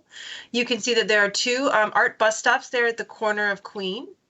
And this also notes a lay-by area in front of Site B, which could be used for future drop-offs and things of that nature. And then in the next slide here, this focuses on pedestrian circulation. So as you can see in red, there are the sidewalks around the site and area, the existing sidewalks. As Jane mentioned, we are widening all those sidewalks to 6 feet. And you can see here in the purple and the gray color, we are adding these mid-block connections from Ode to Pierce and then from Pierce to Queen. Also highlighted in yellow, and the yellow orangey arrows are the access points. So you can see on Pierce, the two arrows in the middle are the two main lobbies. So those are the two main pedestrian lobby entrances for the site, and they're across from one another, so they can add some connection and moving back and forth. And then you'll see the other accessible entrances to the buildings. And then also in blue, you'll see the garage entrances. And then here, this focuses on vehicles, this slide. So you'll see those garage entrances, and then you can see the loading. So as you can see, the loading is on Queen and Pierce, and then the garage entrances are on Ode and Queen. So there are not any garage entry points off of Pierce. There's been some discussion in the past about what Pierce would feel like. It will be a lot of traffic. So the garages do not access off Pierce. As noted, there is a lay-by. We do have a parking lane we're proposing there in front of Site B. And the part in orange is the part that would be blocked off for, maybe it would say like 15-minute parking, or meant for just really a lay-by to drop someone off and keep moving. And as some of you may know, that Pierce is a dead-end street. You can see Ode has that cul-de-sac turnaround, but Pierce, about 150 feet past this turnaround that we're proposing, it dead ends. So that's why we are proposing where it says truck car hammerhead. There's an existing parking lot there that we are going to convert into a turnaround. It's really just going to be it stay as an asphalt area as it is today, but it will have an easement on it, so it can be used for fire trucks and any other vehicles that get towards the end, get down towards Pierce Street and need to turn around and come back. And on the next slide is, I believe, yep. So here's that truck turn exhibit. So here's basically that fire truck that can go down Pierce, use that turnaround to turn around and then exit. And again, that will have an easement on it. There'll be no parking in that area. It'll be open for anyone to use. Next. And then here we have some bike circulation. So there is an existing bike share on Queen Street today, which we are relocating, shifting it a little bit, but it will remain there. And then you'll see we have, 5 areas of bikes. We have 32 bikes total, which would be bike parking on the street. That's just the street parking. And then you can see here, there is a bike room in each building. Next up. Okay, so as Jane mentioned, we are widening the sidewalks. So here are some sections of proposed North Pierce Street. So the bottom section here actually is further down Pierce, which is pretty close to the existing condition. So the existing condition on Pierce is about 26 foot wide, curb to curb, and there's parking on both sides. And so it's really a yield street. There's a yield lane of cars going back and forth. With our proposal, we are going to have that 26 feet clear at all times. It's actually going to be used for the fire access, and it will be clear cars in each direction. And then we are adding that parking lane, as you can see in the upper section here, in front of Site B. And so that will have some parking spaces, and then that lay-by area that we noted would be for temporary parking, drop-off, etc. And here is Queen Street. So on Queen, we are keeping the existing curb section as it is. It's by existing curb to curb. We're not making any changes to the travel lanes, but we are adding that nice wider 6-foot tree pit and 6-foot sidewalk. And then the same on Ode Street, again, keeping the curb to curb width, but then again, a 6-foot landscape strip and 6-foot sidewalk. And then I think I'm going to turn it over to Chris Cabot to get more to the traffic numbers. All right. Hi, good evening. Chris Cabot with Wells and Associates. And we worked with staff and we prepared a multimodal transportation assessment. And I'm just going to go over some highlights from that study. And then I also want to start with, I know the parking has been talked about, but I'll have a slide on that as well.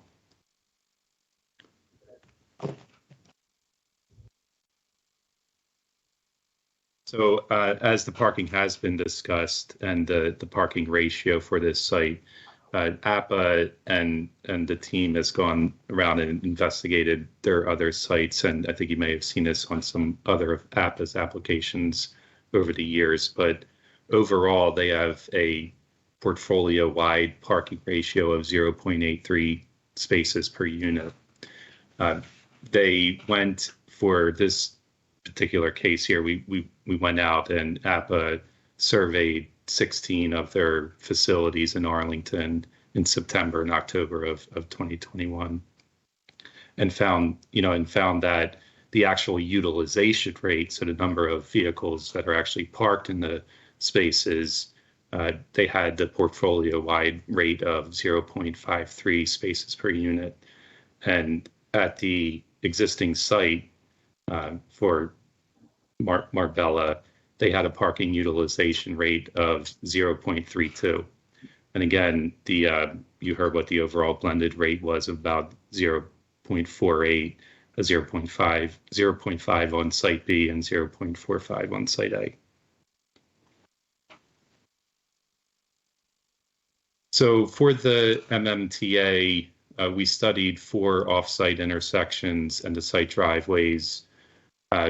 The study intersections, they generally operate with acceptable levels of service. There is one approach over there at North Mead that the delay to get out on the North Mead is in the higher numbers or whatever, and there's some queuing there. But there is a good network, a street network to get around using 14th Street and roads, 12th Street down there on the south, and many options to move around in your vehicle. And then we looked at the trip generation and the applicable mode split rates that for the non-auto facilities that are around the site and the proximity to the metro. And we found that with the increase in the units compared to the existing dwelling units out there at Marbella today, we would add 91 AM peak hour vehicle trips and 102 PM peak hour vehicle trips to the road network. We also included some of the approved and under construction or soon to be constructed buildings in the area as we did our study. And we found, and then with putting on those added trips from Site A and Site B, we found that there would be, a rather minimal impact from a vehicular standpoint. To offset any impact that there is, there's the, as with 4.1 cases, we have the transportation management plan. It's in draft form right now, and we'll work through that some more with the conditions. And I'll get into some of the specific elements of that on the next slide. But, the real focus here with this redevelopment is that the bike and bus access and the pedestrian circulation will be improved with the redevelopment. So some of the specific strategies and elements of the TDM plan that we're looking at are, we will have the property transportation coordinator. We assist the county in implementing a transit advertising programs. We'll participate in the events that they host. We'll have displays in the lobbies and parking for bikes and that Karen talked about, that Ms. White talked about a little bit ago. And then with the we will be offering on the first time of the leases or ever either a Smart Trip card, a 1-year bike share membership, or a 1-year car share membership for the residents and the employees of the buildings.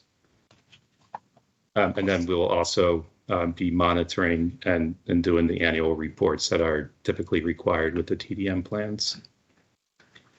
So with that, we're here, our team's here to answer any questions that the commission might have.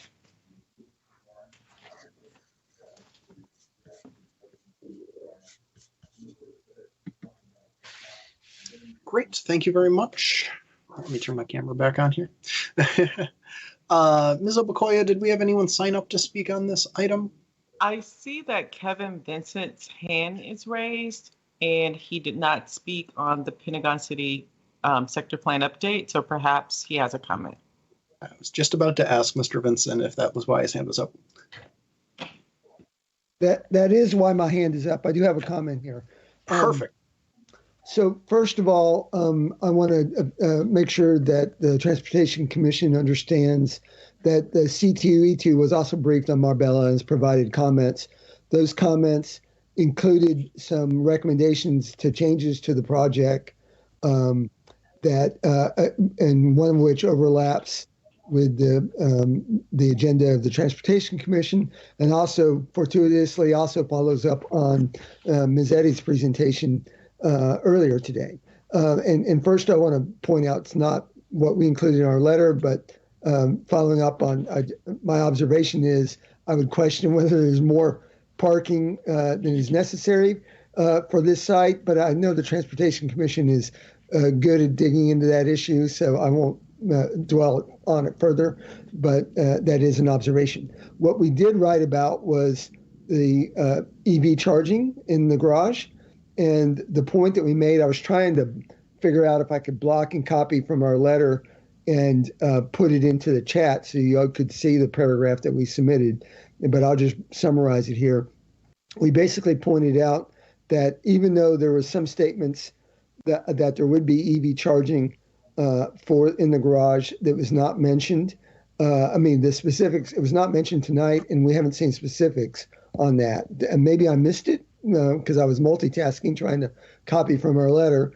And I apologize to the applicant if it's already spoken on tonight. But the specifics of it, what we had recommended, because we weren't presenting with any specifics at C2E2, was that we recommend that it go beyond minimums, but actually provide 15% EV charging. But at any point, some level of EV charging needs to be specified.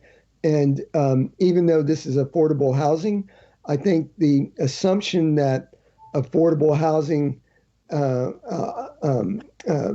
tenants would not, or owners, or I guess wouldn't be owners, but the affordable housing residents, that's the term I'm looking for, would not have any use of EV charging, which I think informs a lot of consideration, is not really accurate. I mean, certainly you're not going to expect any Teslas in a parking garage for affordable housing, but the used Nissan Leaf is a pretty sizable market, was a few years ago the cheapest option for a used car. Used cars of any makes are actually quite expensive right now. The entire car market is inflated right now.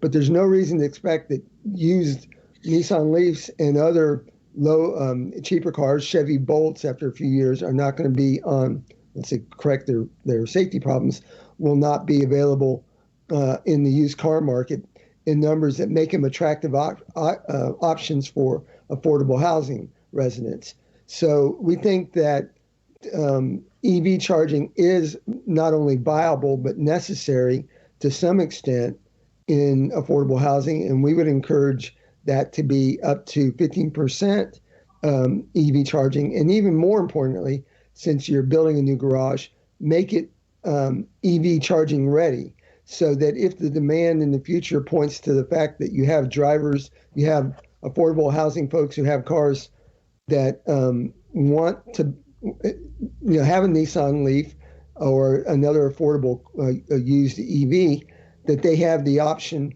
to plug in and they don't have to get rid of their car in order to move into Arlington affordable housing. And by making the garage EV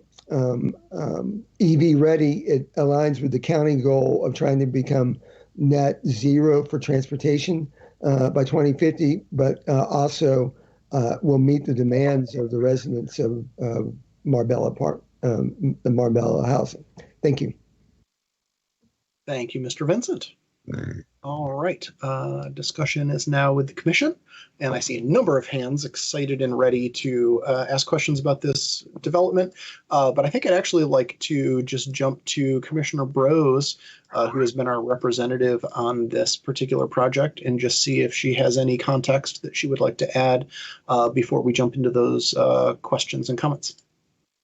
Thank you, Chairman Slatt. I will acknowledge that my fellow Commissioner Lantelmi has also participated in this work, but representing the Transportation Commission, there's definitely been a lot of discussion and a lot of taking into account by the applicant the needs for the community as a resident of this community, actually, the wanting to make sure that the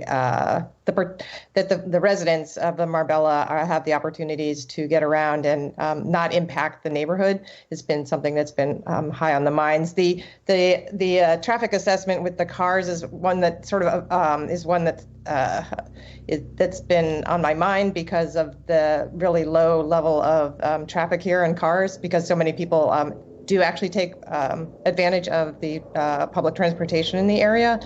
So it's sort of an interesting, of course, they've highlighted that they are going to be working with the residents in terms of providing the opportunities for bike share and Metro cards, et cetera, which is, again, what's been certainly here in the neighborhood. But I think there's still a concern about the parking ratio. It's always been one for me as well. It's not high. It's certainly within the realm of the current APAH. So it's hard to argue around that. But again, having too many cars in this neighborhood is going to be I won't say a hardship, but an impact on the neighborhood. So just a little context there. Awesome. Thank you, Commissioner Brose. And so with that, I will jump to the first hand on my list, which is Commissioner Ludlow. Yes, thank you very much. Thanks for the presentation. My questions really have to do with how well the site is suited and designed to accommodate the changing consumer demands and the way we receive goods and services. The data are showing that the average multifamily apartment is receiving 10 or more packages on the average a month. And if you compound that up, and increasingly this is not just an issue of, it used to be that there was a direct correlation between household income and package delivery, and there still is. But the research is showing, and in my work, even talking to some of the people who monitor these things, this is rapidly changing. So my main question is, what kind of thought has been given to the amount of package delivery, both in small trucks and micro deliveries that are coming in cars, DoorDash, Uber, all of those things, which are really well suited to serve a population that may not have or even want access to personal vehicles. The lay-by does not seem necessarily adequate, and also have questions about where packages are stored, whether there would be a consolidation service to bring packages and deliveries to the buildings, and kind of how that's being equated. Otherwise, I think, in many of the situations across the country, we're just seeing a dramatic mismatch between the demand for the curbside space, the amount of micro freight deliveries, food deliveries, and even Uber, Lyft, and other shared mobility activity, and the lay-by space that's dedicated to that, and the ingress and egress for delivery people and for people picking things up. So if you have any insights on those things, I would be really curious to understand how you've thought about that and the degree to which these considerations are being taken into account in site planning. It's just evolving so quickly, and I think we're only going to see the trend of continued use of this curb space accelerate in the future. Thank you very much.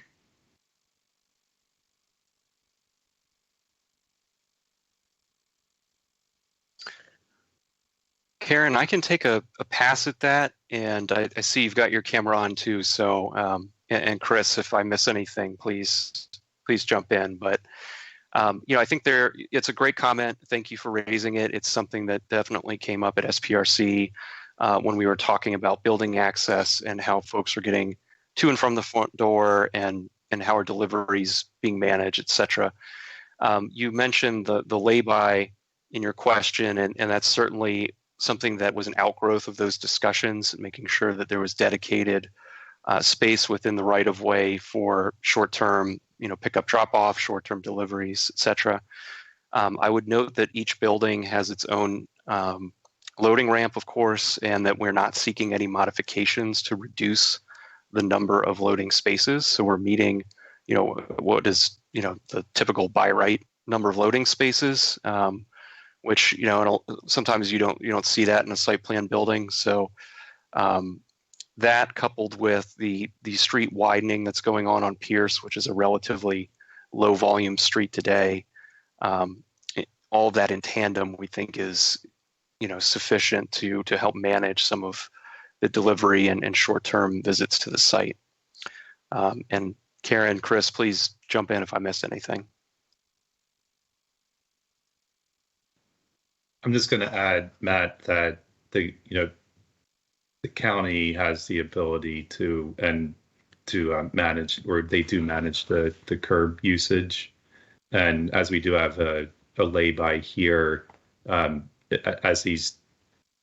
as our delivery system and the way we get packages or food changes over time and quickly, there is the ability to change the curb usage and the management of that in the future if some more space would be required, if that's where the demand is. I would also just say that as things are changing quickly, and as they have in 2021, and all the delivery packages that are coming to households, that we have been seeing, and it's new, it's a new phenomenon, and not much study has been done on it, but the parcel deliveries, they do like to consolidate and come to a building. If there's going to be several deliveries to that one building, they do like to come in a truck or a larger van and make deliveries at once, instead of coming individually for each individual unit. That's not, the perfect way things work here. We get in a residential neighborhood of single family homes, you see Amazon or other trucks coming throughout the course of the day. But on the multifamily buildings, we have been seeing that they like to consolidate into the vans and come once or twice a day, and as opposed to coming to each individual unit throughout the day.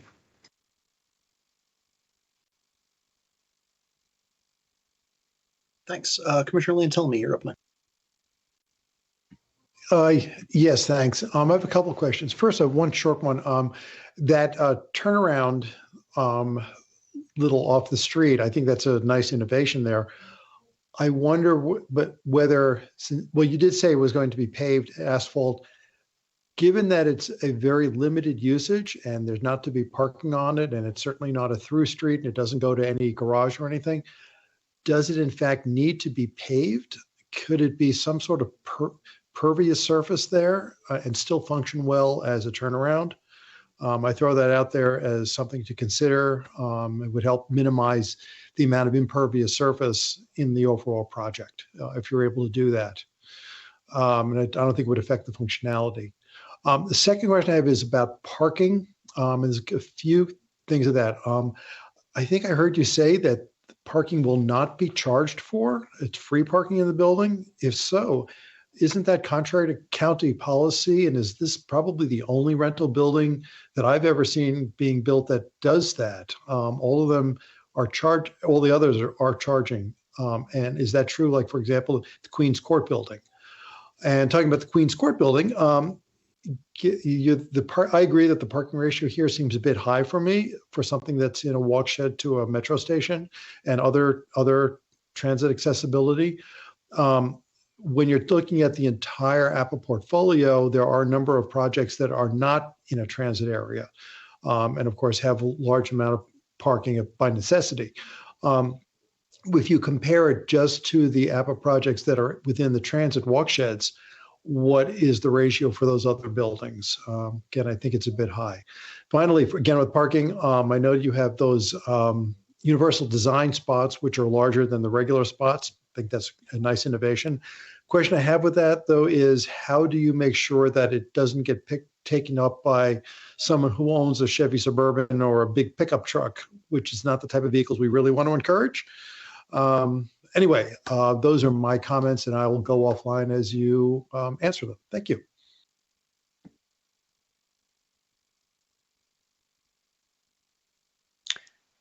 Karen, do you want to speak to the idea of using pervious surfaces on the turnaround? I know we're anticipating that fire trucks and emergency vehicles will be using that as well, so that might dictate a little bit of the design, but yeah, I think we should look into it. I mean, it is also area that has some retaining wall around it, existing wall. So we want to make sure, we don't want to send water down next to the existing walls.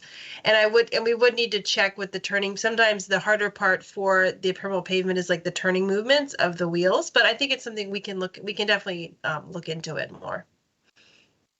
And just see. And it is in a public access easement, so we would have to double check that too. Although I think that might be okay, but we can look into it. Let's see. Great, thank you. And now the parking questions.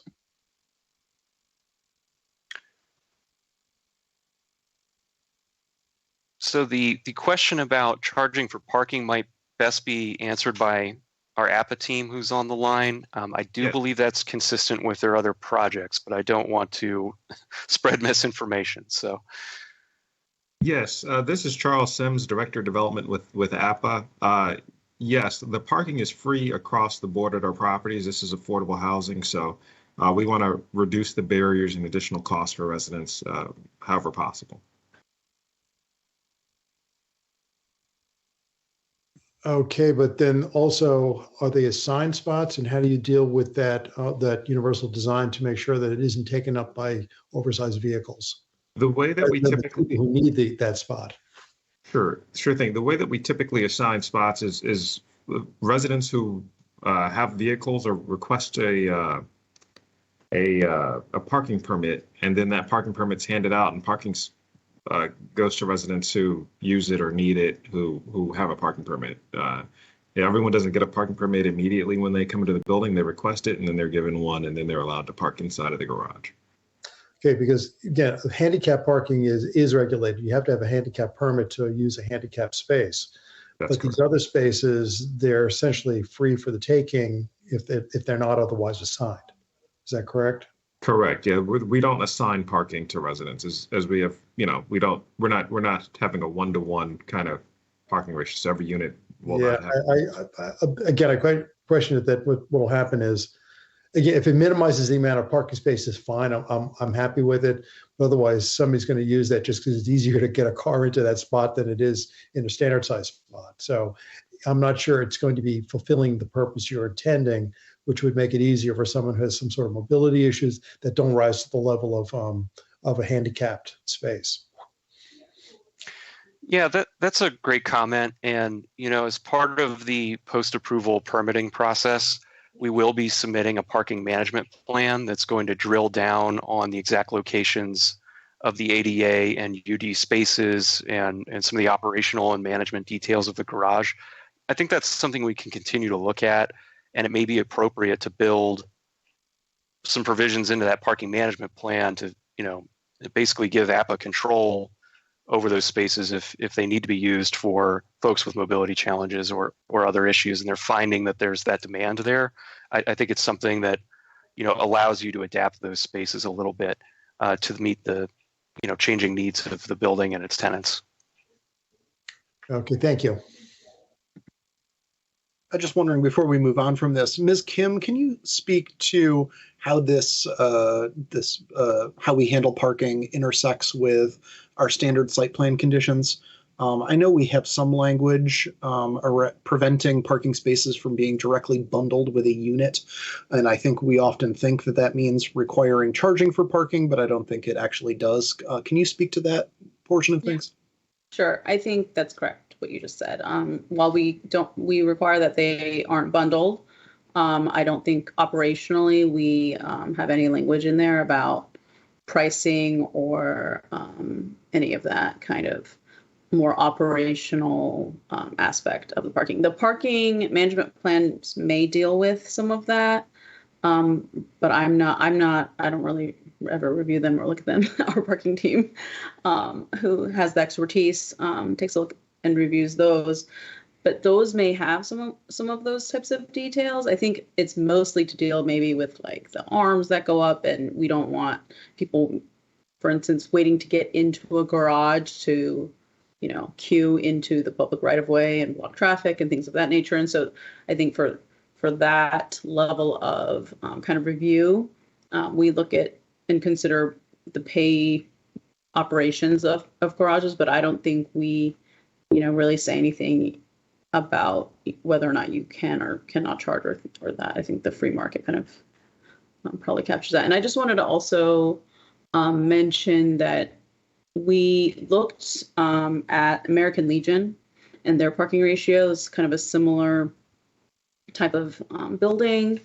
And they were recently approved at 0.43 for parking ratio. If that kind of gives some context for this project. And then I think Queens Court, I don't remember what year that was approved, maybe 2017 or 18 or so, but that actually had a higher ratio of 0.7.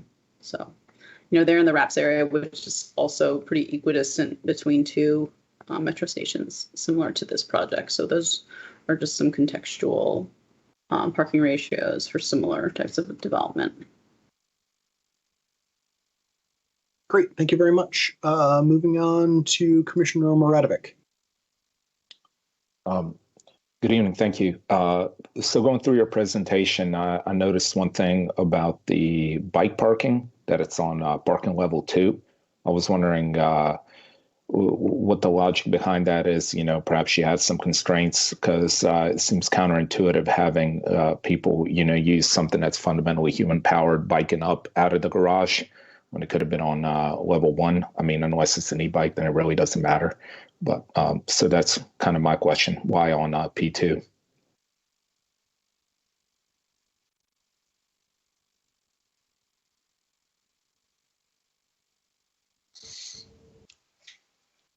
I can take this, Matt, if you want. This is Megan from KGD Architecture. Sure. All right. Yeah, so we did look at it. We try to keep it as available to everyone as possible, and it is right next to elevators in both of the buildings, so hopefully ease of access there. All right, perfect. Thank you. Yep. Commissioner Price, you're up next. Thank you, Mr. Chairman.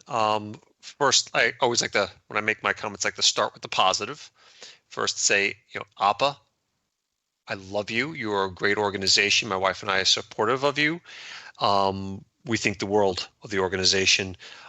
This project is fantastic. It's wonderful. Very much needed in this county for affordable housing. It's a very, very worthwhile project, and I appreciate you coming forward and appreciate the presentation. So thank you, staff, and thank you to the developers for putting this together. But I have first I want to associate myself with Mr. Vincent's comments regarding electric vehicle charging. As a new owner of an electric vehicle, I can speak to the importance of having home charging available. Whether it's, of course, level 2 charging, level 1 charging is just the basic, but level 2 charging would be added bonus. And if you can't add it to this project, at least try to make some of the spots EV ready. That would be a better than having nothing. My next question is, and I two disappointing things is the parking ratio. Again, always trying to keep down the number of spots that are going to remain vacant. It's just, I think, an imperative. I think you're a little bit too high here. But I do have a question, and I think this would be for staff. Can someone explain the justification for 13-foot travel lanes? I'm reading on page 16, figure 7B. Currently, it's a 12-foot yield street. That's the existing condition with parking on both sides. And now we're going to have 13-foot travel lanes on Pierce, a dead-end street. Not sure why. I'm a big fan of NACDO. NACDO recommends 10-foot lanes. So again, I'm not sure what the justification is for 13-foot lanes. Are people traveling really fast and need a wide lane to get down the street? Can you explain why? Sure. I believe Pierce is providing fire access for both buildings. Karen from Walter Phillips can confirm that, and they require a 26 foot clear. So the aerial access, so if a building is more than 30 feet tall, you need an aerial access lane, which is a 26-foot wide lane set between 15 and 30 feet from the building. So what we did is, Jane, you're correct, the North Pierce Street is serving as that aerial access lane for both buildings. So that's why that is 26 feet clear on Pierce. I'll just say, sure, it's too much. I'd like to see how do I say this? A wider 6-foot sidewalk is good. 7-foot sidewalk is better. Anything more is much better. I think you got too much street there. So thanks.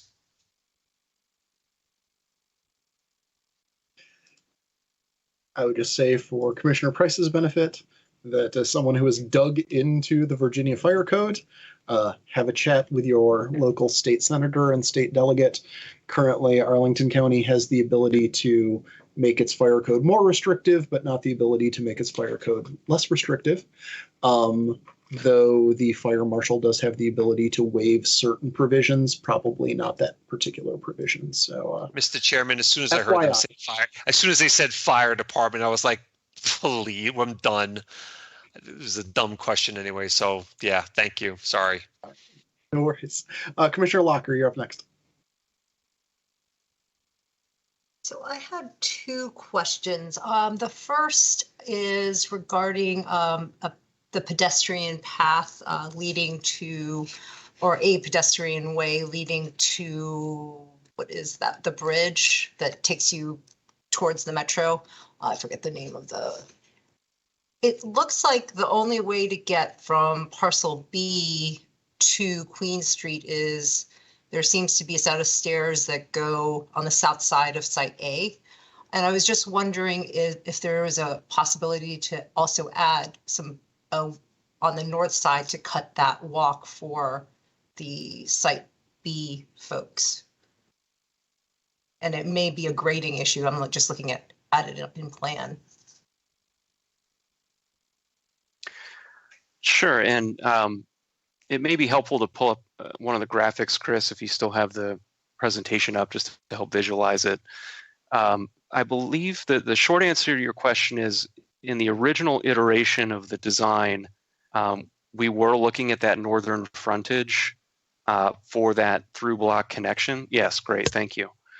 And through some discussions with the near neighbors right there, and talking about sort of the history of cut-throughs that are happening there now and maybe shouldn't be, it was decided that it made more sense to move it to the south of the block and align it a little bit closer to the crosswalks we have across Pierce currently in this graphic.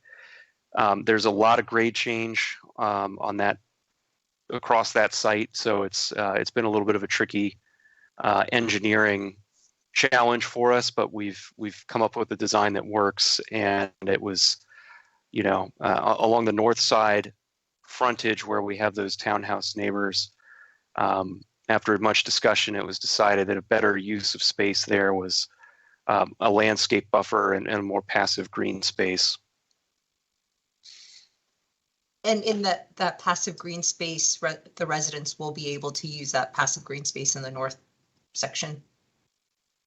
It's not really designed as an open space, but it's not going to be, blocked off in any way that I'm aware of. So, certainly, a tenant could walk back there and, enjoy the plantings and enjoy some fresh air, but it's not being programmed as, open space per se. Each building has a courtyard that will be programmed and have amenities and be made, more easily accessible for that type of use.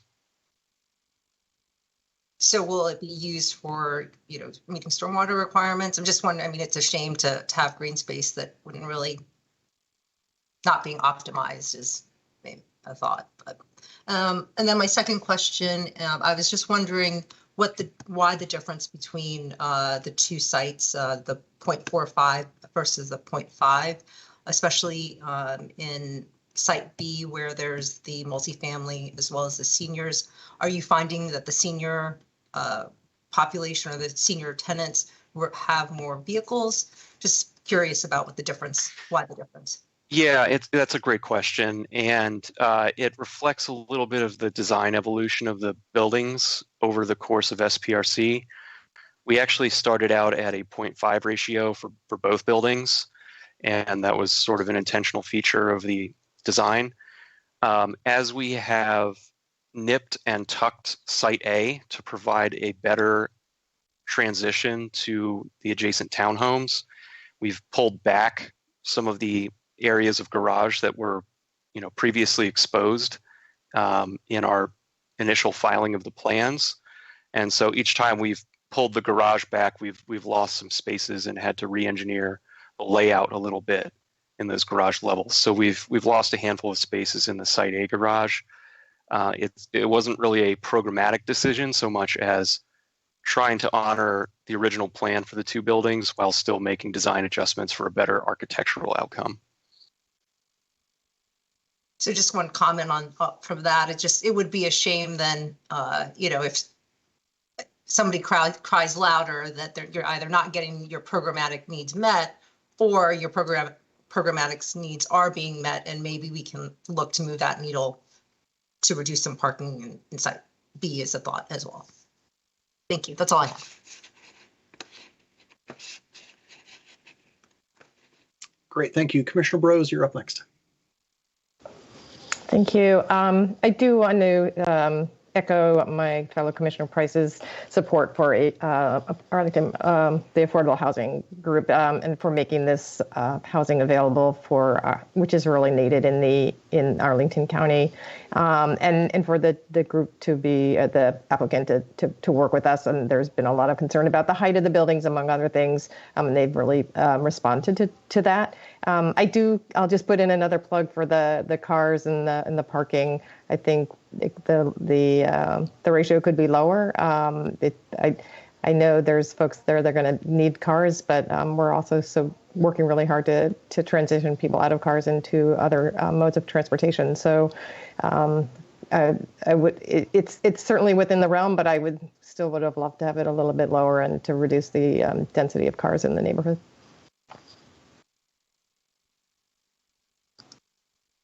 Great. Thank you, Commissioner Brose. I will just tack onto that and say I too would be supportive of a lower parking ratio, though generally I have found that APA as a particular applicant is quite trustworthy in making an appropriate decision about their parking ratio. We certainly have some for-profit developers who see parking as an amenity that lets them charge more for their units, whereas APA really seems to be looking at what is demand realistically going to be and building as little parking as they can do without negatively affecting their residents' quality of life, which I appreciate. With that said, I did also want to piggyback on something Commissioner Muradovic asked about, which is, can somebody just walk me through if I roll up to either of these buildings on my bicycle, what my route would look like to get to the bike room? Am I going through a front door and a lobby? Am I riding through and down a garage access with cars? What does that all look like? So Chris, if we could bring that graphic that we just had with the bike parking rooms called out, and I know at a high level how to answer that question, but if Megan from KGD could fill in any additional detail or correct me if I share the wrong information here. Yeah, no problem. Almost. Yeah, it's further down. Further down, right there. There we go. So yeah, highlighted in yellow are the entrances from the adjacent streets and sidewalks. You know, each building has a main entrance and a secondary entrance. Multiple entrances on Pierce, and you have a Queen Street entrance as well. All of these are accessible either because they're at an appropriate grade or they have ramps up to those doors. Once you enter the building, I believe there are corridors that route you relatively directly to those elevators that take you down to the bike rooms. And Megan, please add some color to that if I'm missing important details. No, that's right. And also both of the garage entrances are obviously available as well. And then there's both, I think, just one ramp down or two ramps down, I guess, like one length of the building each way to get to the bike rooms. As well as we added a lot of extra on-street bike parking as well, highlighted here in the blue squares with the dashes.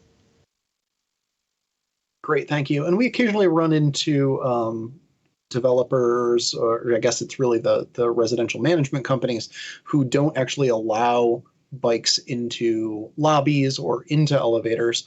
Can the folks from APA speak to that? Is there like a portfolio-wide policy that, you know, bikes are allowed into main entrances and lobbies and in elevators to get up and down to bike rooms? I've got to look into that just to confirm with you whether or not I can't speak to that at this moment. Just give me, I'll look into that and try to get you an answer before this meeting's over. Oh, no worries. And, you know, if not, we will see you again sometime, you know. This is not your first rodeo. True. Great. I think my probably final question is, can you speak to how many units were proposed in the original 4.1 filing for this development, and how many units are currently proposed as this moves forward for approval at the board?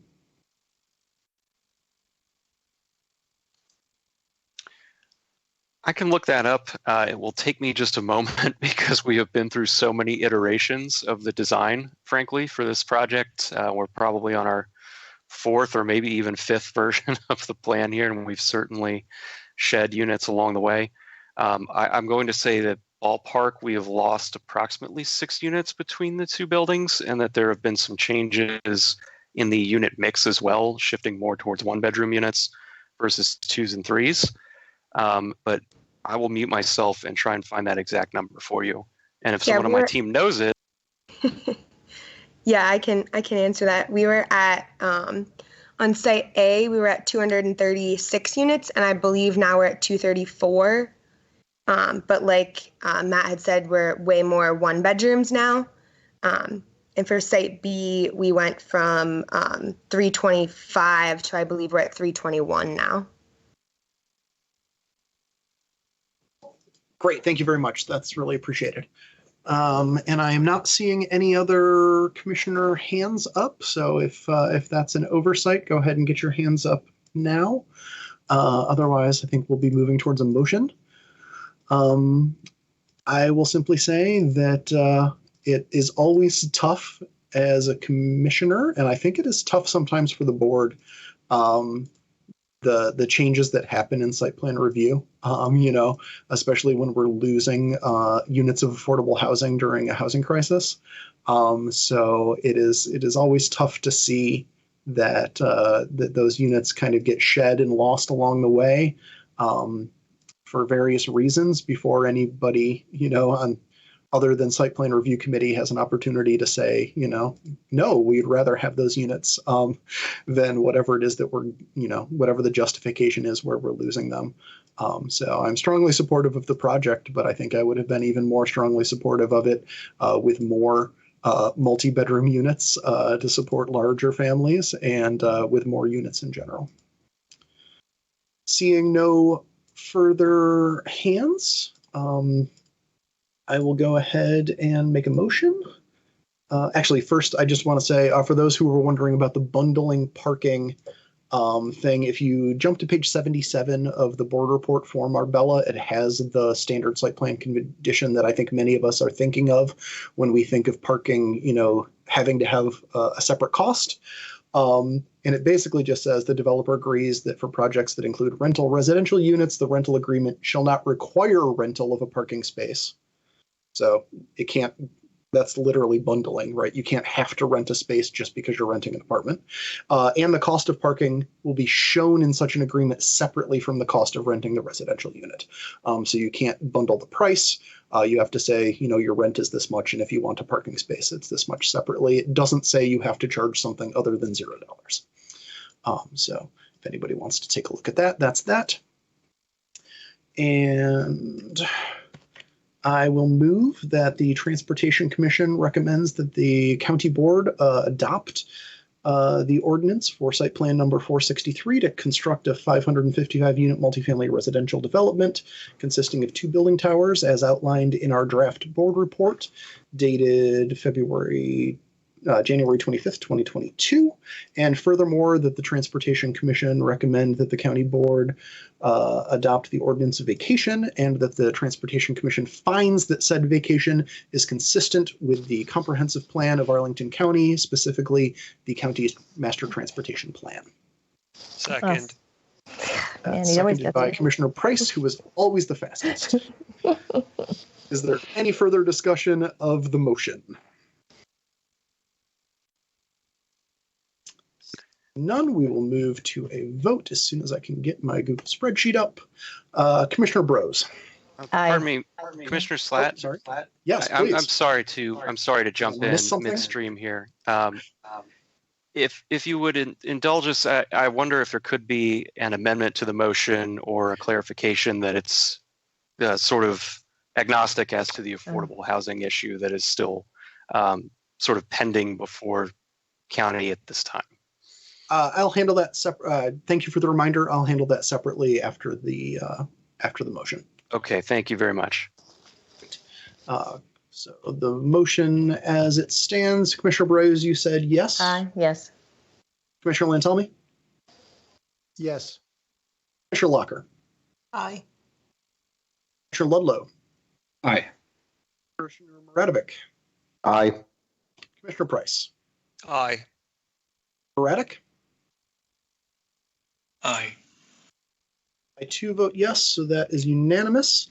And then I will merely ask the commission, as we have done a few times in the past, does anyone object to me noting in the letter that the Transportation Commission takes no position one way or the other on the affordability minutia still undergoing conversation between staff and the applicant? That's fine. Hearing no objection, I will note that in No the objection. Yeah, do we even need it? No. So just the fact that we're saying what we're saying in our recommendation, it doesn't mention anything about it. So, I mean, I'll go along with it. I'm just not even sure we even need to do that. I just think when you're endorsing the county manager's recommendation and the recommendation omits that particular item in the site plan ordinance, right? The applicant wants an additional thing in the site plan conditions that's not currently there. So I wouldn't want the board to think that by endorsing the county manager's recommendation, we are endorsing the fact that it's not in there. Okay, fine. Welcome to Minutia Land. All right. Thank you very much to the applicant. Thank you very much to staff. And Ms. Obukoya, I think we are ready for our next to last. Actually, let me just say, let's give the commission a brief break as we roll into this next item, just given how long we've all been sitting in front of cameras here. And the commission will resume in like 4 minutes at 9:35. Got it. Thank you. Thank you.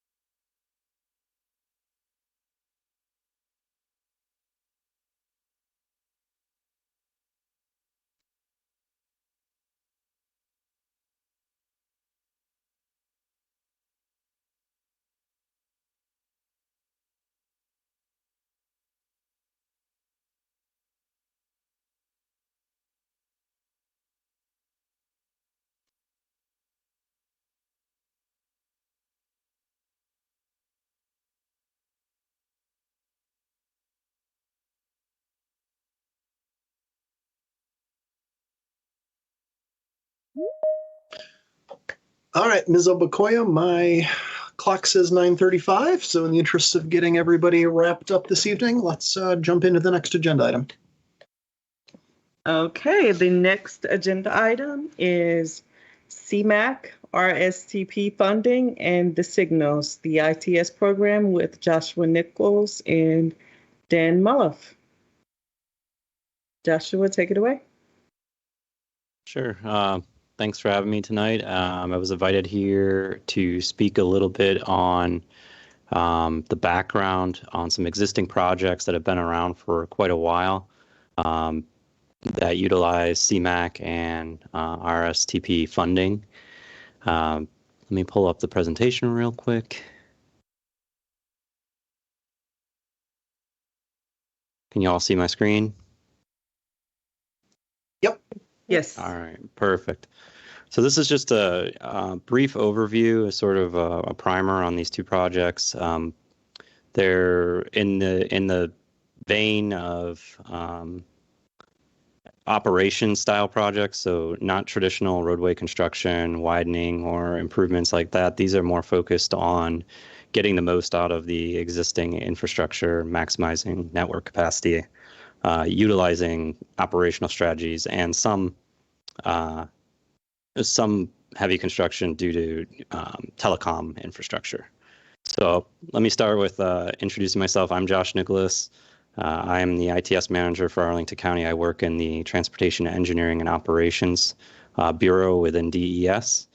And Dan is with me to kind of fill in some gaps on the grant side if I forget anything or if you have specific questions on that. A little background on these two projects. TSMO projects, that's kind of like the abbreviation we use for transportation system management and operations projects. They look to maximize efficiency and benefits of the existing infrastructure. Like I said before, two of the projects that the county actually has been working on for quite a while. One was completed in 2018, but it has been underway. It was underway for about, I think, 10 years total. Was the TSM and communications upgrade that you all might know as it's part of the Connect Arlington initiative. So it was heavily focused on replacing copper infrastructure with fiber optic communications and between signals, but also the county has expanded that to what Connect Arlington has become today. And the signal optimization program. And the signal optimization program focuses on modeling and optimizing the timings of traffic signals to promote better movement of vehicles, and also just in general, it's focused on the CMAQ side, which is reducing air emissions and improving air quality through reducing delays and things like that. So traditionally, it was very much focused on moving vehicles, getting things optimized to improve a few seconds here or there. And over the course of a day, that adds up with thousands of vehicles going through intersections all the time. So the idea there was take data every so often, run it through a bunch of models, and figure out what the optimal way to time and run the signals was. So it's not really involving any kind of construction or anything like that. It's just pure engineering and then implementation. So for those two projects, we did the fiber project did originally start with ARRA funding, but it morphed into some RSTP and even a little bit of CMAQ along the way. There were several phases, several different UPCs in getting that built, because it was a massive undertaking from the first phase to the end. And then the signal optimization project mainly comes from, actually 100% comes from CMAQ usually, and then a combination of CMAQ and local money. And both of those funding streams have a lot of federal oversight and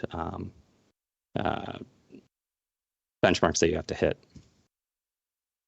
So for the TSM project,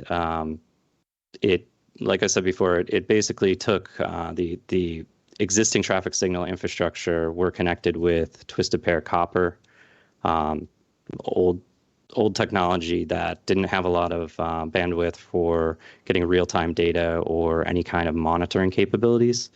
When the signals are connected via fiber, there's almost no latency in the real-time data that's coming from the traffic signal controller back to our automated traffic management system.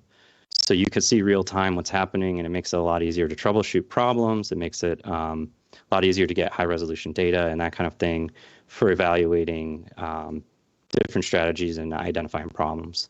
The other main benefit that fiber allowed us to do was to greatly expand the CCTV deployment throughout the county. I think back in 2006 or 8, when the majority of the county was on copper, there were a few cameras running on DSL, but they were analog, and it was a lot more difficult to get better coverage throughout the county.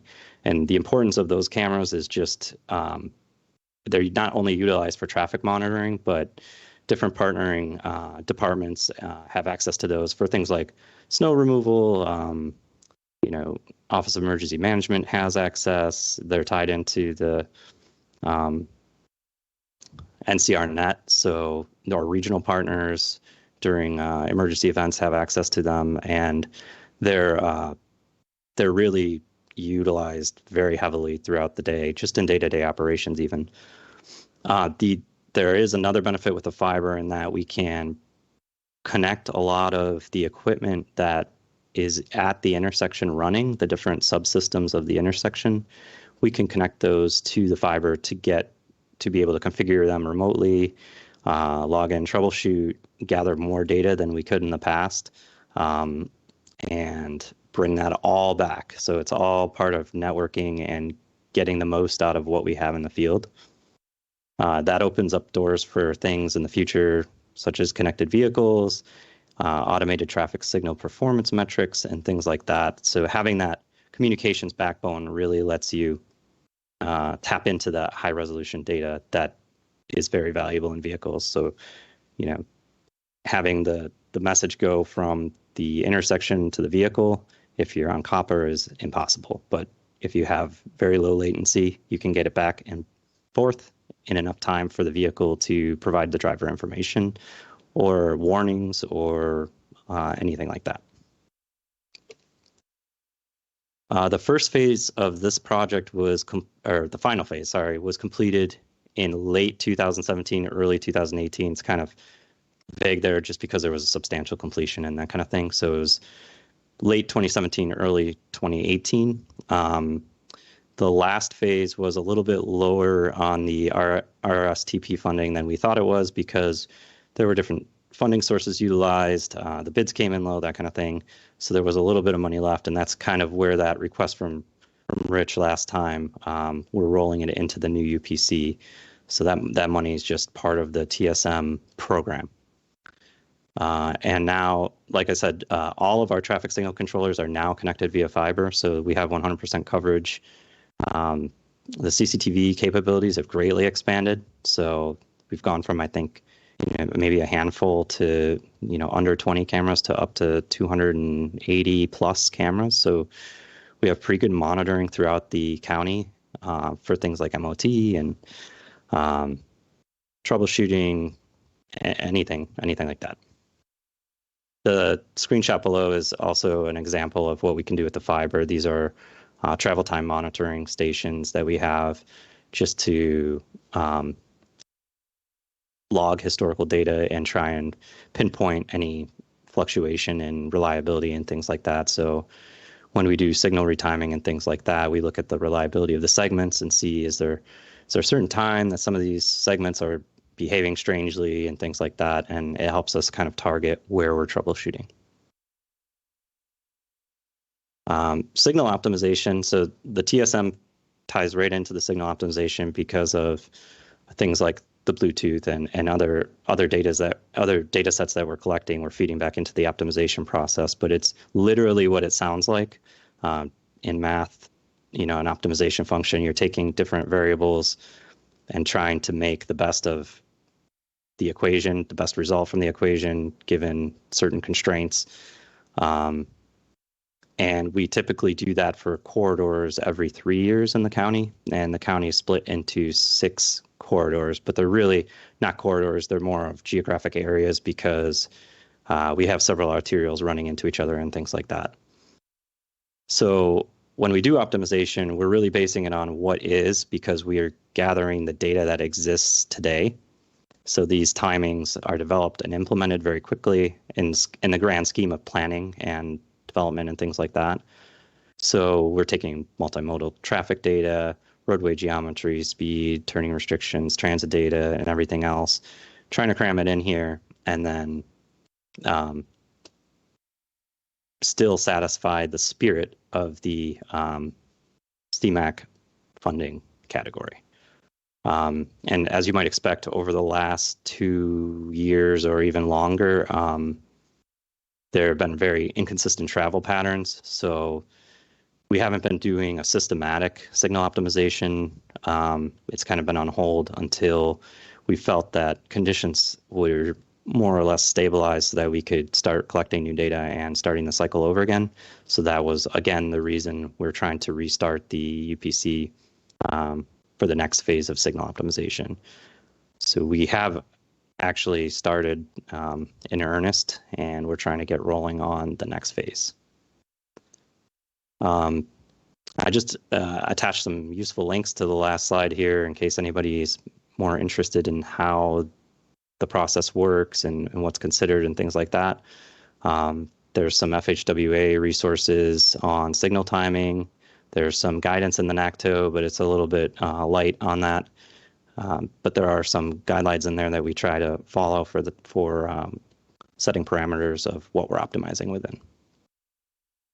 So that was a very quick plow through of those 2 projects. If there are any questions or anything, please let me know. I can't see, so I'm going to stop presenting. I can always pull up a slide. Great, thank you very much. I think first we have one public commenter, Mr. Vincent. Thank you, Chairman Slatt.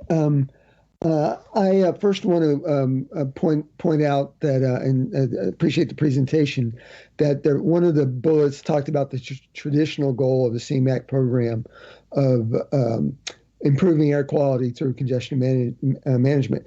And in 1990, when FHW began setting up CMAQ, that made perfect sense because those 2 things align perfectly. But in today's reality, and that was simple because all the cars were internal combustion engines, and the very worst case for internal combustion engines is stop and go traffic and a car that's idling waiting on a traffic light. But in today's reality with increasing electrification, it's actually not true that those goals align perfectly anymore. A electric vehicle, of course, it's just the opposite. You get more efficiency out of an electric vehicle, you get more range, and thus you'll displace more ICE vehicles and reduce emissions greater through stop and go traffic. I get a lot more range in the city and in Arlington waiting at a red light than if I can drive smoothly through the red lights. So and when you're talking about vehicle electrification, even on a hybrid car like mine, it works, but certainly on a pure EV car, it's completely counterproductive.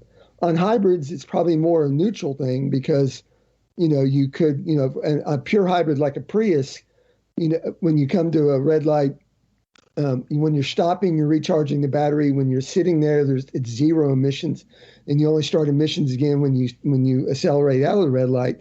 But congestion is actually a sort of a net, to some extent neutral on hybrid vehicles. In plug-ins, it's even more so, and of course, electric is the most. But it's not just a matter of electrification. There's always been somewhat of a conflict between the goal of improving air quality and congestion mitigation, because the ideal way to improve air quality is to get people out of cars. And if you notice, if you want to get people out of cars, live in New York and live in European cities where it's very, very inconvenient to drive anywhere. It's not that people are, more environmentally inclined and they're looking out for their neighbors better, but it's just very inconvenient to own a car. So people use public transportation. And So making congestion makes driving inconvenient. So that goal has always been in conflict. And now you have the added factor of electrification.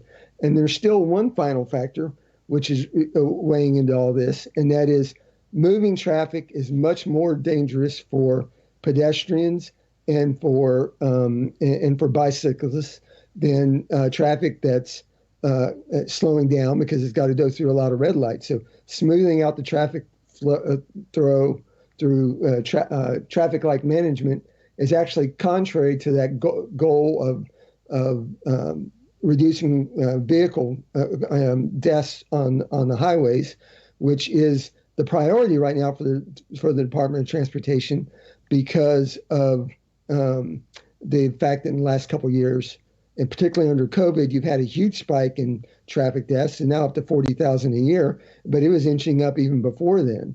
So DOT under Secretary Buttigieg is realigning programs to focus on improving safety, and I'm not sure the CMAQ program has the whole process for awarding money under the CMAQ program has been revised to fit in with the new reality. I think it will be, but I don't believe the Biden administration has done that yet. So I say all of this really for the purposes of Transportation Commission, because I think the commission should think very carefully about whether the CMAQ program is structured to really benefit the programs that are going to do the best job of improving air quality and in affecting the other goal of reducing risk to traffic safety. And so I think the county has to be careful and not just trying to maximize the chance of getting CMAQ money, but making sure it's being used for something that will benefit those goals. Thank you. Thank you, Mr. Vincent. I don't know if Mr. Maliff, if you wanted to respond to any of that, or if we should just continue on. Can I take a shot at some of the points there? Or yeah, go ahead, Mr. Nichols. Yeah, I think that the reason I put in the PowerPoint traditional in italics is this is old CMAQ money. It's getting transferred to a new UPC. We are well aware of the balance of safety and the pedestrians. I'll say, we have to walk a fine line because we're trying to meet the spirit of the money, but we're also trying to balance the different modes and things like that. So where we can, we do things that are very beneficial for the pedestrians, but we try not to totally ignore the purpose of the grant. So at the same time, during that optimization function, we're trying to set our parameters. So for example, our parameters might be, okay, we've now rolled out ped recall, right? That's in the traditional modeling method that would produce more delay, more stops for the vehicles, but we're saying that's our parameter. So given that's a parameter that we're using, how is the best way to minimize, emissions within that set of parameters? So we're doing a lot outside of the traditional signal optimization method that feeds in here. This is more of, this is the mechanism to gather the data, to provide the engineering, to develop those new timings. Awesome, thank you. I think my next question is part of the reason that I've always been a little hazy on this whole thing is there are like 4 or 5 different line items in the capital improvement plan that all seem to be ITS or TSM. And it's just never been very clear on how they're different and why they're different pots of money.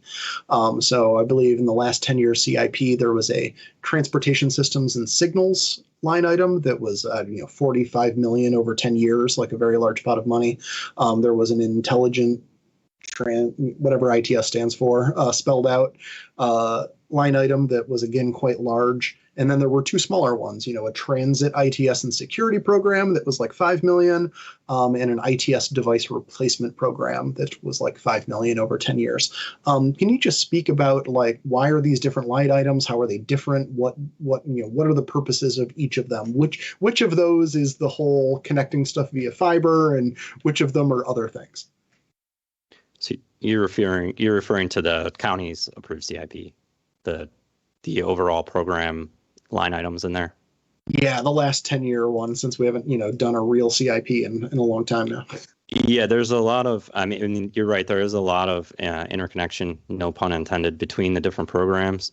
The TS and TS, traffic signals and transportation systems, that one is really focused on the signal infrastructure itself, rebuilding signals, intersections, things like that. Those are sort of our larger rebuild projects for the intersection.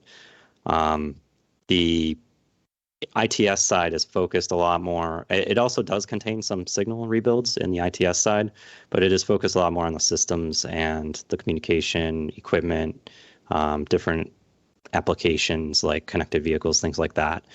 And then the ITS device replacement was just started because a lot of the things we deployed over the last 10, 15 years are coming, they're coming to the end of their life cycle. ITS devices age out a lot faster than roadway infrastructure. So you put out because they're all computer based and things like that. So a lot of the infrastructure that it's almost like you have an IT component of the signal infrastructure that ages a lot faster than the structural and underground components.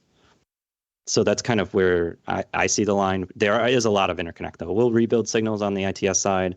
We'll rebuild signals on the TS side. But there's a lot of interplay between the two systems and the operations. Great, thank you. And then I've sort of always associated this stuff with the like real-time information kind of component. So can you talk about how much of this stuff is, those signs that you see that say, it's 18 miles to DC and 19 minutes to DC or whatever? Like, does that all fall into here, or is that something different? Yeah, the travel time, traveler information system that we have out there, that's say like DC line, 9 miles to 10 minutes. That's all through ITS, yes. So there's Bluetooth detectors out in the field that'll sample cars, whatever, driving by and anonymize the data and then see how long it takes to get from one end to the other. So that was the data feeding into those travel time segments that I was showing earlier. That is ITS.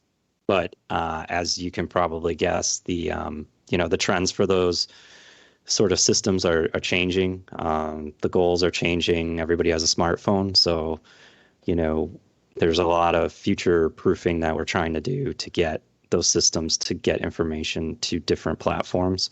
But that's really hard to do a lot of times. So we're working a lot with trying to partner with VDOT on some initiatives and staying informed on what they're doing at the state level, because they have a lot more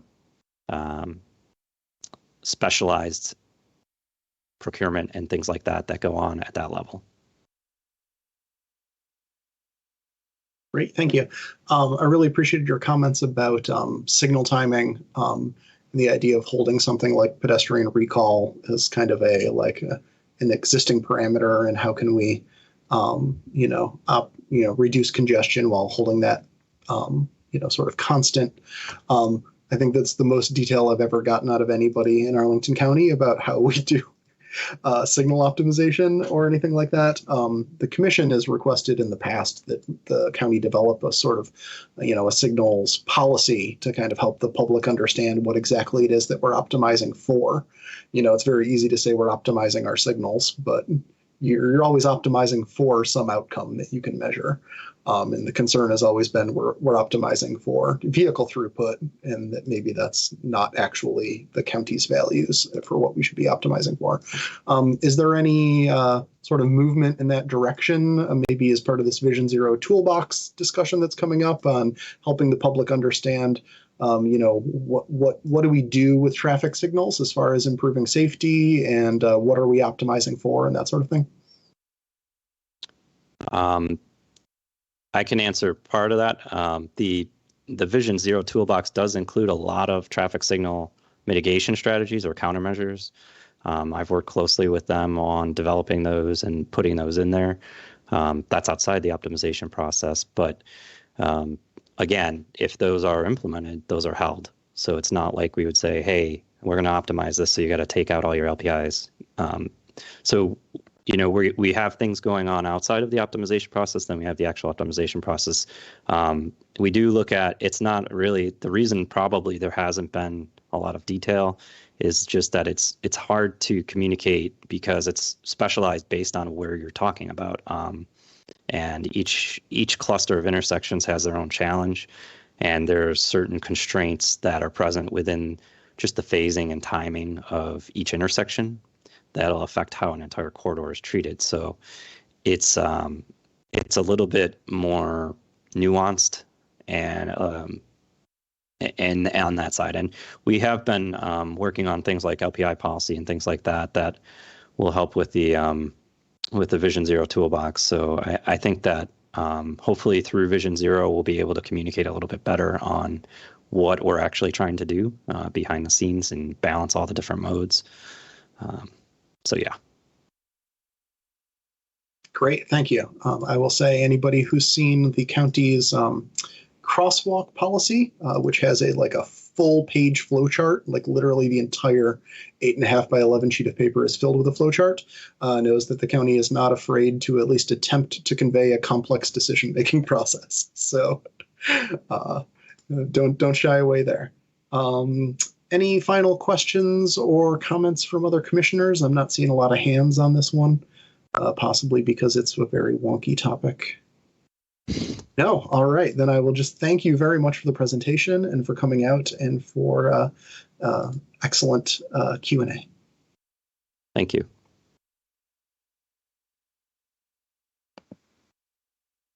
And that wraps up our agenda items. Are there any other items that we need to discuss in other business? I will bring up that we, despite some strong recruitment efforts on my part, we are still not at full strength as a commission. So if you have people you have met in the community, friends, people who owe you a favor, who might be interested in joining the commission, please don't hesitate to send them my way. And then I will ask if any commissioners have any report outs from liaisons, from SPRC, PFRC, other committees, other commissions.